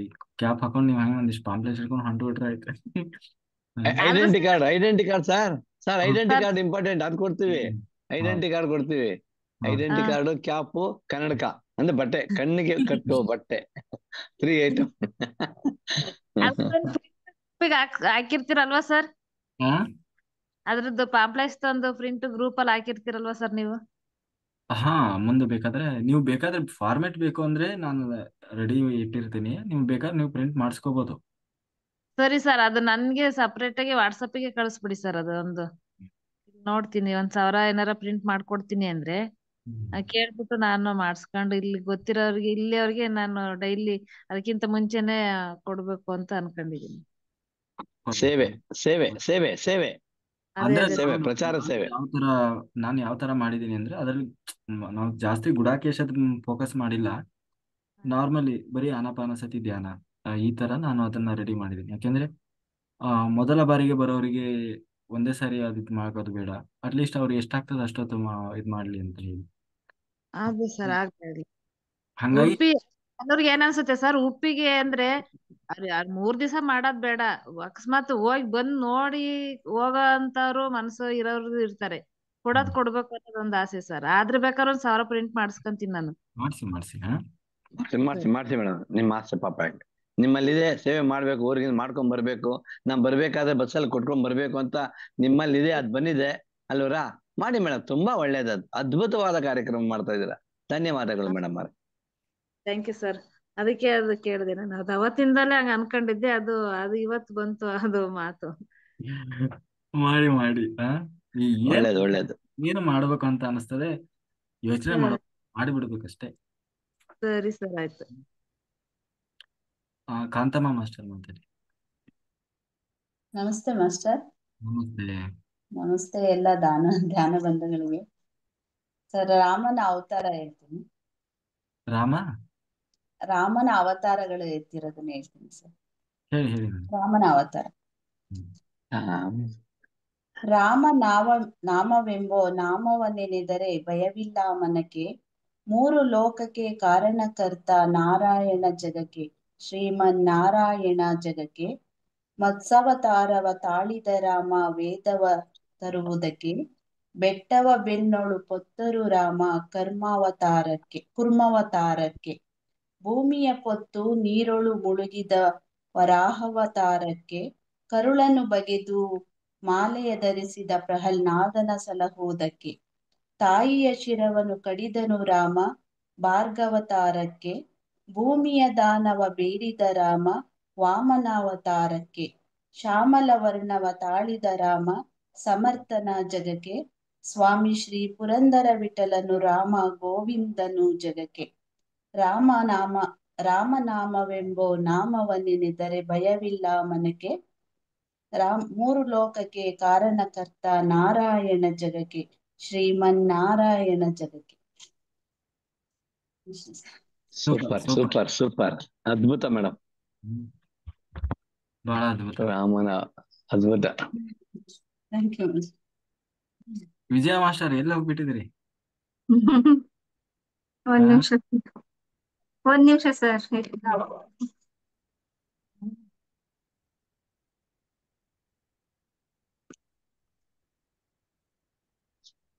ಏನಿಲ್ಲ ಸರ್, ಮಾಡ್ತಾ ಇದ್ದೆ. ಅದೇ 7 days ಮಾಡಿದ್ದೆ ಸೂಪರ್ ಆಗಿ. ಇನ್ನೂ ಅದು ಕಾಲು ಎಲ್ಲ ನೋವು ಬರ್ತಾನೆ ಇದೆ ಸರ್. ಆದ್ರೂ ಏನಕ್ಕಂತ ಗೊತ್ತಿಲ್ಲ ನನಗೆ. ಮತ್ತೆ ನಂಗೆ ತುಂಬಾ ಇಂಟ್ರೆಸ್ಟ್ ಇದೆ, ಮಾತ್ರ ಬಿಡಬಾರ್ದು ಅಂತಾನೆ. 7 days ಚೆನ್ನಾಗ್ ಮಾಡಿದೆ. 7th day ತುಂಬಾ ಅಂದ್ರೆ ನನಗೆ ಇನ್ನ ಸಹಿಸೋಕಾಗಿಲ್ಲ, ಅಷ್ಟು ಪೇನ್ ಬಂತು. ಮತ್ತೆ ಬರುತ್ತೆ ಮೇಡಮ್. ನಾವು ಹೀಲಿಂಗ್ ಕಾಯನೋಪಾಸನ ಅಂತ ಕರೆಯೋದು. ಸ್ಟಾರ್ಟಿಂಗ್ ತುಂಬಾ ಕೆಲವೊಮ್ಮೆ ಅದು ಕ್ಲೀನಿಂಗ್ ಆಗುವಾಗ ಇರಿಟೇಷನ್ ಆಗ್ತದೆ. ಇವಾಗ್ಲೂ ಕಾಲು ಸರ್, ಕಾಲೇ ನೋವ್ತಾ ಇದೆ. ಅದೇನು ಮಾಡಿದೀನೋ ಪಾಪ ಅನಿಸ್ತಾ ಇತ್ತು ನನಗೆ. ಮಾಡಿರ್ತೀರಿ? ಏನಿ ಸರ್? ಕಾಲಲ್ಲಿ ಏನೆಲ್ಲ ಮಾಡಿರ್ತೀರಿ? ಅದೇ ಏನ್ ಮಾಡಿರ್ತೀನಿ ನಂಗೆ ಗೊತ್ತಿಲ್ಲ. ಅಲ್ಲ ಸರ್, ನನಗೆ ಅನ್ಸುದು ನಾನ್ ಲೆಗ್ ಪೀಸ್ ಚೆನ್ನಾಗ್ ತಿಂತಿದ್ದೆ ಚಿಕನ್. ನೋಡ್ದ ನಿಮ್ ಬಾಯಲ್ಲೇ ಬಂತು ನೋಡ್ದ. ಏನು ತಿನ್ನಲ್ಲ, ಬರೀ ಲೆಗ್ ಪೀಸ್ ಅದೊಂದ್ ಪೀಸ್ ತಿನ್ನೋದು ಇಷ್ಟ ಅಷ್ಟೇ. ಅಂದ್ರೆ ಮೊದಲು ತಿಂತಾನೆ ಇರ್ಲಿಲ್ಲ, ಆಮೇಲೆ ರುಚಿ ಕೊಟ್ಟ ಮೇಲೆ ಬರೀ ಲೆಗ್ ಪೀಸ್ ಮಾತ್ರ ತಿನ್ನೋದು, ಬೇರೆ ಏನು ಇಷ್ಟಪಡ್ತಿರ್ಲಿಲ್ಲ. ಅದಕ್ಕೆ ಏನಾದ್ರು ಕಾಲು ನೋವು ಬರ್ತಿದ್ಯೇನೋ ಅಂತ ಮನ್ಸಲ್ಲಿ ನೆನ್ಸ್ಕೊಳ್ಳೋದು. ತಿಂದಿದ್ದಕ್ಕಿಂತ ಸರ್ ಮತ್ತೆ ಸರ್, ನಾನು ಇನ್ನೊಂದು ಕೇಳ್ಬೇಕು. ಬೆಂಗಳೂರಿಂದ ಬರ್ತಿರೋದು ನಾನು. ಅಲ್ಲಿ ಬೆಂಗಳೂರಿಂದ ಯಾರ್ಯಾರು ಬರ್ತಾರೋ ಸ್ವಲ್ಪ ನನಗೆ ನಂಬರ್ ನಾನು 2-3 ಜನಕ್ಕೆ ಕಾಲ್ ಮಾಡಿದೆ ಸರ್, ಯಾರು ರಿಸೀವ್ ಮಾಡಿಲ್ಲ. ಅದಕ್ಕೆ ಜೊತೆಗೂಡ್ಕೊಂಡ್ ಬಂದ್ರೆ ಚೆನ್ನಾಗಿರುತ್ತಲ್ವಾ? ಅದು ಅವರೆಲ್ಲ ಬರ್ತಿದಾರೆ ನೋಡಿ, ಬೆಂಗಳೂರಿಂದಾನೇ ಬರ್ತಾ ಇದ್ದಾರೆ. ಯಾರು ಅದೇ ಯಾರು ಬರ್ತಿದಾರೆ ಸ್ವಲ್ಪ ಗ್ರೂಪ್ ಅಲ್ಲಿ ಹಾಕ್ಬಿಟ್ರೆ ನನ್ ಜೊತೆ ನಾನ್ ಫೋನ್ ಮಾಡಿದ್ರೆ ರಿಸೀವ್ ಮಾಡಕ್ ಹೇಳಿ ಸರ್. ಅಂದ್ರೆ ನಾನು ಅಷ್ಟು ಕ್ಲೋಸ್ ಇಲ್ವಲ್ಲ ಇನ್ನ ಯಾರಿಗೂನು. ಅಂದ್ರೆ ಯಾವಾಗ ಒಂದೊಂದ್ಸತಿ ಬರ್ತೀನಿ, ಒಂದೊಂದ್ಸತಿ ಬರಲ್ಲ. ನನಗೊಂಥರ ಬೇಜಾರಾಗಿ ಬಂದಿಲ್ಲ ಸರ್. ನಾನು ಯಾವಾಗ್ಲೂ ಯೂಟ್ಯೂಬ್ ಅಲ್ಲಿ ನೋಡೋದು ಹಂಗೆಲ್ಲ ಮಾಡ್ತಿದ್ದೆ. ನಾನು ಹಿಂಗ್ ಮಾಡ್ಬಿಟ್ನಲ್ಲ, ಯಾಕೆ ಆಗ್ತಾನೆ ಇಲ್ಲ ನನಗೆ ಅಂತ. ಯಾವಾಗಂದ್ರೆ ಅವಾಗ ಆನ್ ಮಾಡೋದು, ನೋಡೋದು, ನಿದ್ದೆ ಮಾಡೋದು, ಮತ್ತೆ ಧ್ಯಾನ ಮಾತ್ರ ಮಾಡ್ತೀನಿ. ಮನ್ಸು ಬಂದಾಗೆಲ್ಲ ಧ್ಯಾನ ಮಾಡೋದೆ. ಆದ್ರೆ ಹೆಂಗಾದ್ರೂ ಉಡುಪಿಗೆ ಹೋಗ್ಬೇಕು ಅನ್ನೋದೇ ಮನ್ಸಿತ್ತು. ಅವತ್ತು ಮಧ್ಯಾಹ್ನ ಮಾಡ್ತಿದ್ದೆ. ಅವಾಗ ನಾನೇ ಮಿಸ್ಟೇಕ್ ಮಾಡ್ಕೊಂಡು ಓದಿದ್ದೀನಿ March 18th ಅಂತ. ಅಯ್ಯೋ ಹೋಗಿಲ್ವೇ ಕಣ್ ಮುಚ್ಕೊಂಡು ನಾನು ಅದೇ ಅನ್ಸ್ಕೊಂಡೆ, ಅವ್ರೆಲ್ಲ ಮಾಡ್ತಿದ್ದಾರೆ, ಅವ್ರ ಪಕ್ಕದಲ್ಲಿ ಹೋಗಿ ನಾನು ಮಾಡ್ದಂಗ್ ಮಾಡಪ್ಪ ಅಂತ. ಆಮೇಲೆ ಕಣ್ ತೆಗೆದ್ರೆ ಏಪ್ರಿಲ್ ಅಂತ ಇತ್ತು. ಅದು ಫುಲ್ ಖುಷಿ, ಏನಾದ್ರೂ ಆಗ್ಲಿ ಹೋಗ್ಲೇಬೇಕು ಅಂತ ಡಿಸೈಡ್ ಮಾಡ್ದೆ. ಅದೊಂದು ಸಂತೋಷ ಉಳ್ದ್ಬಿಟ್ಟಿದೆ ನನಗೆ. ದೇವ್ರ ಅಷ್ಟೊಂದು ಶಕ್ತಿ ಕೊಟ್ಬಿಡ್ತಾರೆ, ನಾ ಪಾಪ ಎಲ್ಲ ತೊಡಗಿಸ್ಬಿಟ್ಟು. ಅದು ನಿಮ್ ಮನ್ಸಲ್ಲಿ ಇದೆಯಲ್ಲ ಬಿಡಿ, ನಿಮ್ ಮನ್ಸಲ್ಲಿ ಇದೆಯಲ್ಲ ಬಿಡಿ ಮೇಡಮ್. ನಾ ಬರ್ಬೇಕು ಮಾಡ್ಬೇಕು ಅಂತ ಇದೆಯಲ್ಲ, 100% ಎಲ್ಲ ಹೋಗುತ್ತೆ ಮೇಡಮ್. ನನಗೆ ಬನ್ನಿ ಕೃಷ್ಣ ಸನ್ನಿಧಾನದಲ್ಲಿ ಎಲ್ಲ ಕಾಲ್ ನಾವೆಲ್ಲ ಹೋಗುತ್ತೆ. ಬನ್ನಿ ಅಲ್ಲಿ ಬಂದಿದ ತಕ್ಷಣ ನಿಮ್ಗೆ ಪ್ರತಿಯೊಂದು ಎಲ್ಲ ಮಾಯ ಅಷ್ಟು ಕಾಲ ನನಗೆ ಇವಾಗ ಹೋಗುತ್ತೆ ಬನ್ನಿ ಮೇಡಮ್. ಅಲ್ಲ ಇರ್ಲಿ, ನೀವ್ ಮಾಡಿರೋದು ಏನ್ ಮಾಡಕ್ಕಾಗಲ್ಲ. ಲೆಗ್ಸ್ ಫಾಸ್ಟ್ ಅಲ್ಲಿ ಬನ್ನಿ, ಕೃಷ್ಣ ಎಲ್ಲ ಪರಿಹಾರ ಮಾಡ್ತಾರೆ. ಬನ್ನಿ ಆಯ್ತಾ? ಬರ್ತೀನಿ ಸರ್, ಮಾಡಕ್ ಆಗಿಲ್ಲ ಅಂದ್ರೂ ಬರ್ತೀನಿ ನಾನು ಅಂತ ಡಿಸೈಡ್ ಮಾಡ್ತೀನಿ. ಆಗಿಲ್ಲ ಅನ್ಬಾರ್ದು, ಮಾಡ್ತೀನಿ. ಓಕೆ ಮಾಡಿ ಬನ್ನಿ ಮೇಡಮ್. ಧನ್ಯವಾದಗಳು. Thank you sir. Jayashree master. ಮತ್ತೆ ಸರ್ ಇನ್ನೊಂದು ಒಂದೇ ಒಂದು ಸರ್, ನಾನು ಒಬ್ರು ಹಾಡಿದ್ದಾರೆ ನೋಡಿ ಇವತ್ತು, ಹಾಡು ಕಳ್ಸಿದ್ರಲ್ಲ, ನಾನ್ ದೇವ್ರ ಹಾಡೆಲ್ಲ ಕಳ್ಸ್ತೀನಿ, ಅವ್ರನ್ನ ಹಾಡಕ್ ಹೇಳಿ ಸರ್. ಖಂಡಿತ ಹಾಡ್ತಾರ ಅವ್ರು. ಇವತ್ತೊಂದು ಹಾಡ್ ಹಾಕಿದ್ದೀನಲ್ಲ, ಅದನ್ನ ಅವ್ರ ಟ್ಯೂನ್ ಅಲ್ಲಿ ಹಾಡಕ್ ಹೇಳಿ. ನಾನು ದೇವ್ರ ಹಾಡೆಲ್ಲ ಕಳಿಸ್ತೀನಿ, ಅವ್ರನ್ನ ಹಾಡಕ್ ಹೇಳಿ. ಅದು ನನ್ನ ರಿಕ್ವೆಸ್ಟ್ ಸರ್. ಯಾರೋ ಒಬ್ರು ಚೆನ್ನಾಗಿ ಹಾಡಿದ್ರೆ ನನಗ್ ಖುಷಿ ಆಗುತ್ತೆ, ಎಲ್ರು ಕೇಳಿಸ್ಕೊಂತಾರೆ. ಖಂಡಿತ. ಜಯಶ್ರೀ ಮಾಸ್ಟರ್ ಮಾತಾಡಿ. ಹಲೋ. ಮಾತಾಡಿ ಮೇಡಮ್. ನಮ್ಮ ಮನೆಯವರಿಗೆ ಗಾಲ್ ಬ್ಲಾಡರ್ ಸ್ಟೋನ್ ಆಗ್ಯಾವ್ರಿ. ಗಾಲ್ ಬ್ಲಾಡರ್ ಸ್ಟೋನ್ ಆಗ್ಯಾವು, ಈಗ ಆಪರೇಷನ್ ಅಂತಾರ. ಹಿಂಗಾಗಿ ಈಗ ನಿನ್ನಿಲಿದ್ದ ಧ್ಯಾನಕ್ ಕುಂತೀವ್ರಿ. ಆನಂತರ ನಮಗೂ ಕಾಲ್ ಬಾಳ್ ನೋವು ಅದಾವ್ರಿ. ಹಿಂಗಾಗಿ ಮೊದಲ ಧ್ಯಾನಕ್ಕ ಬಂದಿದ್ದೇನ್ರಿ. ಈಗ ಒಂದ್ ಸ್ವಲ್ಪ ಈಗ ಒಂದ್ 2 ವರ್ಷಲಿದ್ದ ಇದನ್ನ ಲಿಂಕ್ ತಪ್ಪೈತ್ರಿ. ಮಾಡಿ ಇವಾಗ ಒಂದ್ 41 ದಿವಸ ಕರೆಕ್ಟ್ ಆಗಿ ಮಾಡಿ ಹ್ಞೂನ್ರಿ ರಾತ್ರಿ ಎಲ್ಲ. ಹ್ಞೂನ್ರಿ ಆಮೇಲೆ ಒಂದ್ ಹಂತಕ್ಕೆ ಬರ್ತದೆ. ಹೌದ್ರಿ. ಈಗ ಅಂದ್ರೆ ಗಾಲ್ ಬ್ಲಾಡರ್ ಸ್ಟೋನ್ ಈಗ ಮೊನ್ನೆ ಇದನ್ ಮಾಡಿದ್ರಿ. ಈಗ ಒಂದ್ 8 ದಿವಸ ಅಡ್ಮಿಟ್ ಆಗಿ ಬಂದಿವ್ರಿ. ಈಗ ಅವ್ರಿಗೆ ಈಗ ಇನ್ಫೆಕ್ಷನ್ ಹೋಗೈತಿ ಅಂತ ಹೇಳಿ ಕಳ್ಸ್ಯಾರಿ. ಇನ್ನೊಂದ್ ತಿಂಗಳು ಬಿಟ್ಟು ಆಪರೇಷನ್ ಮಾಡ್ತೀವಿ ಅಂತ ಹೇಳ್ಯಾರಿ. ಆಯ್ತು. ಅಲ್ಲಿವರೆಗೂ ಮಾಡಿ, ಹ್ಞೂನ್ರಿ ಒಳ್ಳೇದಾಗ್ತದೆ. ಹ್ಞೂನ್ರಿ ಆಯ್ತು, ಥ್ಯಾಂಕ್ಸ್ ರೀ. ಮಾಡಿ, ಬೆಳಗ್ಗೆವರೆಗೂ ಮಾಡಿ. ಎಷ್ಟು ದೇಹ ಎಷ್ಟು ಚೆನ್ನಾಗಿ ಎಲ್ಲಿವರೆಗೆ ಸ್ಪಂದಿಸ್ತದೆ ಅಲ್ಲಿವರೆಗೂ ಮಾಡಿ. ಹ್ಞೂನ್ರಿ ಬೆಳಿಗ್ಗೆ ಕರ್ಮ ಪ್ರಕ್ಷಾಲನೆ ಎಲ್ಲ ತಪ್ಪದೆ ಅಟೆಂಡ್ ಮಾಡಿ. ಹ್ಞೂನ್ರಿ ಆಯ್ತ್ರಿ, ಮಾಡ್ತೀವ್ರಿ. ಜಯಲಕ್ಷ್ಮಿ ಮಾಸ್ಟರ್ ಮಾಸ್ಟರ್ ಅವಾಗ್ಲೇ ಒಂದ್ ಮಾತು ಮರ್ತ್ಬಿಟ್ಟೆ, ಅದಕ್ ಮತ್ತೆ ಅನಲೈಸ್ ಮಾಡಿದೆ ಸರ್. ಅದು ಸರ್ ಒಂದು ರಿಕ್ವೆಸ್ಟ್ ಸರ್, ನನ್ನನ್ ಮಾತ್ರ ಯಶೋದಾ ಮೇಡಮ್ ಪಕ್ಕನೆ ಕೂರ್ಸ್ಬೇಕು ಸರ್, ಪ್ಲೀಸ್. ಅವೆಲ್ಲ ಇಲ್ಲ ಅಲ್ಲಿ. ರಿಕ್ವೆಸ್ಟ್ ಮಾಡಿ ಕೇಳ್ಕೊಂತ ಇದೀನಿ ಅವ್ರ ಪಕ್ಕ ಸರ್. ಯಶೋದಾ ಮಾಸ್ಟರಿಗೆ ಅವರು ಸರ್ವಿಸ್ ಮಾಡ್ತಾ ಇದ್ದಾರೆ. ಹೌದಾ? ನೀವು ಮುಗೀತಲ್ಲ ಕತೆ, ಇಬ್ರನ್ನ ಜೊತೆ ಕೂರಿಸ್ಬಿಟ್ರೆ ಇಲ್ಲ ಸರ್, ಆಗುತ್ತೆ. ಹೌದೌದು, ಮಾತಾಡ್ಕೊಂಡಿದೀವಿ. ನಾನು ಕೇಳ್ತೀನಿ, ಅರುಣ್ ಕುಮಾರ್ ಸರ್ನ ಕೇಳ್ತೀನಿ ನಾನು ಅಂತ ಹೇಳಿದೀನಿ ಮೇಡಮ್. ಪ್ಲೀಸ್ ಮೇಡಮ್ ನನ್ ಬಿಟ್ಟೋಗ್ಬೇಡಿ, ನಿಮ್ ಜೊತೆನೆ ಕೂರ್ಸ್ಕೊಳ್ಳಿ ನನ್ನ ಅಂತ ಹೇಳ್ಬಿಟ್ಟಿದೀನಿ. ಆಗ್ಲಿ ಮೇಡಮ್, ಆಯ್ತು ಆಯ್ತು ಅಂತ ಹೇಳಿದೀನಿ. ಭವನ ಧ್ಯಾನ ಯಜ್ಞ ಏನ್ ಕೈಯಲ್ಲಿ ಹಿಂಗ ಅನ್ಕೋಬಹುದು ಅಷ್ಟೇ ನೀವು ಅವಾಗ. ಬೇಡ, ನಾವ್ ಮಾತಾಡೋದೇ ಬೇಡ, ಅವ್ರ ಪಕ್ಕ ನಾನು ಇರ್ಬೇಕು, ನನ್ಗೆ ಅದೊಂದು ಆಸೆ ನನಗೆ. ಆಯ್ತಾಯ್ತು, ಅವಾಗ ಬಂದ್ ಕುತ್ಕೊಂತ ಇರ್ತಾವ್ರಿ ನಿಮ್ ಪಕ್ಕದಾಗ. ಹೇಳ್ತೀನಿ. Thank you. Lakshmi Devi master ಮಾತಾಡಿ. ಸರ್, ನಾನು ಒಬ್ಳೆ ಬರ್ತಾ ಇರೋದು, ಅದಕ್ಕೆ ಅವ್ರು ಕೇಳಿದ್ರಲ್ವಾ ಈಗ, ಅವ್ರು ಎಲ್ಲಿದಾರೋ ಫೋನ್ ಮಾಡಿದ್ರೆ ನಾನು ಅವ್ರ ಜೊತೆ ಬರ್ಬೋದು. ಉಡುಪಿ ಧ್ಯಾನ ಯಜ್ಞ ಅಂತ ಹೇಳಿ ಒಂದು ಯೂಟ್ಯೂಬ್ ವಾಟ್ಸಪ್ ಗ್ರೂಪ್ ಇದೆ, ಎಲ್ಲರೂ ಅದಕ್ಕೆ ಜಾಯ್ನ್ ಆಗಿ. ನಾನು ಗ್ರೂಪ್ ಅಲ್ಲೆಲ್ಲ ಹಾಕ್ತಾ ಇರ್ತೀನಿ. ಅದರಲ್ಲಿ ಈ ತರ ಈ ಧ್ಯಾನ ಯಜ್ಞಕ್ಕೆ ಸಂಬಂಧಪಟ್ಟಂತ ಎಲ್ಲಾ ವಿಷಯಗಳನ್ನ ಶೇರ್ ಮಾಡ್ತಾ ಇದೀವಿ. ಅಲ್ಲಿ ನೋಡಿ ಸ್ವಲ್ಪ. ಅಲ್ಲಿ ನಾವು ಡಿಸ್ಟಿಕ್ ವೈಸ್ ಈಗ ಅವ್ರು ಒಬ್ರೇ ಇದ್ದೀವಿ ಅಂದ್ರಲ್ವಾ, ಅವ್ರ ಜೊತೆಗೆ ನಾನು ಜೊತೆ ಮಾಡ್ಕೊಂಡ್ ಬರಕ್ಕೋಸ್ಕರ ಸರ್. ಹೌದಾ? ಬೆಂಗಳೂರಿಂದ ಬರ್ತಿದೀವಿ, ಒಬ್ರೇ ಇದ್ದೀನಿ ಅಂದ್ರಲ್ವಾ ಸರ್. ಇಲ್ಲಿ ಟೆಕ್ಸ್ಟ್ ಅಲ್ಲಿ ನಂಬರ್ ಹಾಕಿ. ಸರಿ ಸರ್. ಮೆಸೇಜ್ ಅಲ್ಲಿ ನಂಬರ್ ಹಾಕಿ, ನಂಬರ್ ತಗೊಳ್ಳಿ. ಸರಿ sir. Thank you sir. Okay madam. Message ಮಾಡಿ ಇದರಲ್ಲಿ ಅವರು ವಿಜಯ ಮಾಸ್ಟರ್ ತಗೊಳ್ಳಿ. ಕಾಂತಮ್ಮ ಮಾಸ್ಟರ್ ನಿಮ್ದು ಹಾಕಿ. ಯಾರೆಲ್ಲ ಬೆಂಗಳೂರಿಂದ ಬರ್ತಾ ಇದಾರೆ ಕಾಂತಮ್ಮ ಮಾಸ್ಟರ್ನ ಕಾಂಟ್ಯಾಕ್ಟ್ ಮಾಡಿ, ಹೇಳ್ತಾರ ಅವ್ರು. ಎಲ್ಲರನ್ನ ಕರ್ಕೊಂಡು ಬರ್ತಾರೆ ಅವರು, ಕಾಂತಮ್ಮ ಮಾಸ್ಟರು. ಆಮೇಲೆ ಯಾರೆಲ್ಲ ಮೈಸೂರಿಂದ ಬರ್ತಾ ಇದ್ದೀರಿ ಯಶೋದಾ ಮಾಸ್ಟರ್ನ ಕಾಂಟ್ಯಾಕ್ಟ್ ಮಾಡಿ. ಯಶೋದಾ ಮಾಸ್ಟರ್ ಹಾಕಿ, ಮೆಸೇಜ್ ನಿಮ್ದು ನಂಬರ್ ಹಾಕಿ.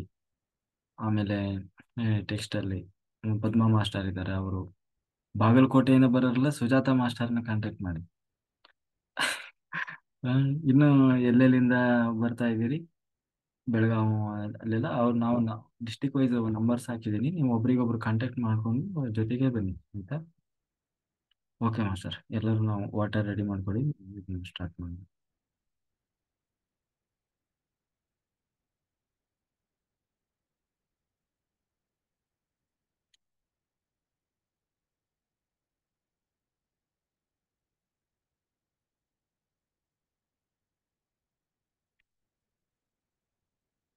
ఏదో ఆషామాషిగా ధ్యానం చేయకూడదని చూడాలి, దాని ఎంత చేయవచ్చో.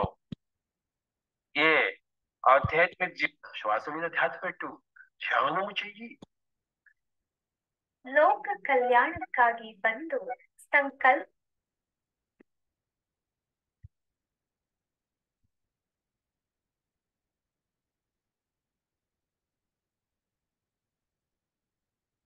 ఏదో ఆషామాషిగా ధ్యానం చేయకూడదని చూడాలి, దాని ఎంత చేయవచ్చో. నేను ఒక మేడం కలిసారు, లక్ష్మీదేవి అని.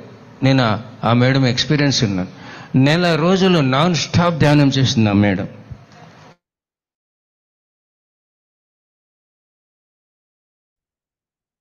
మన సొసైటీలో బెంగళూరులో ఉన్నాడు నాయుడు అని 14 సంవత్సరాలు అయిందండి ఆయన నిద్ర మానేసి. మన గౌరవీధుల్లో ఒక ఆయన చూసింది వెంకటరామయ్య అని, ఆయన 16 సంవత్సరాలు ఆయన నిద్ర మానేసి. రాత్రంతా ఏం చేస్తారు? నిద్ర మానేసి ధ్యానం చేస్తున్నారు.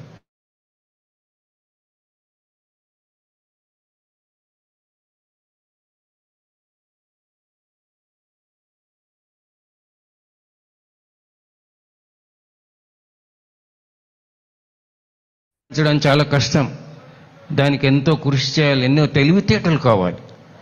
నష్టం కూడా రావచ్చు, అనుకున్నంత డబ్బు సంపాదించలేం, కానీ శక్తి సంపాదించడం చాలా సులభం.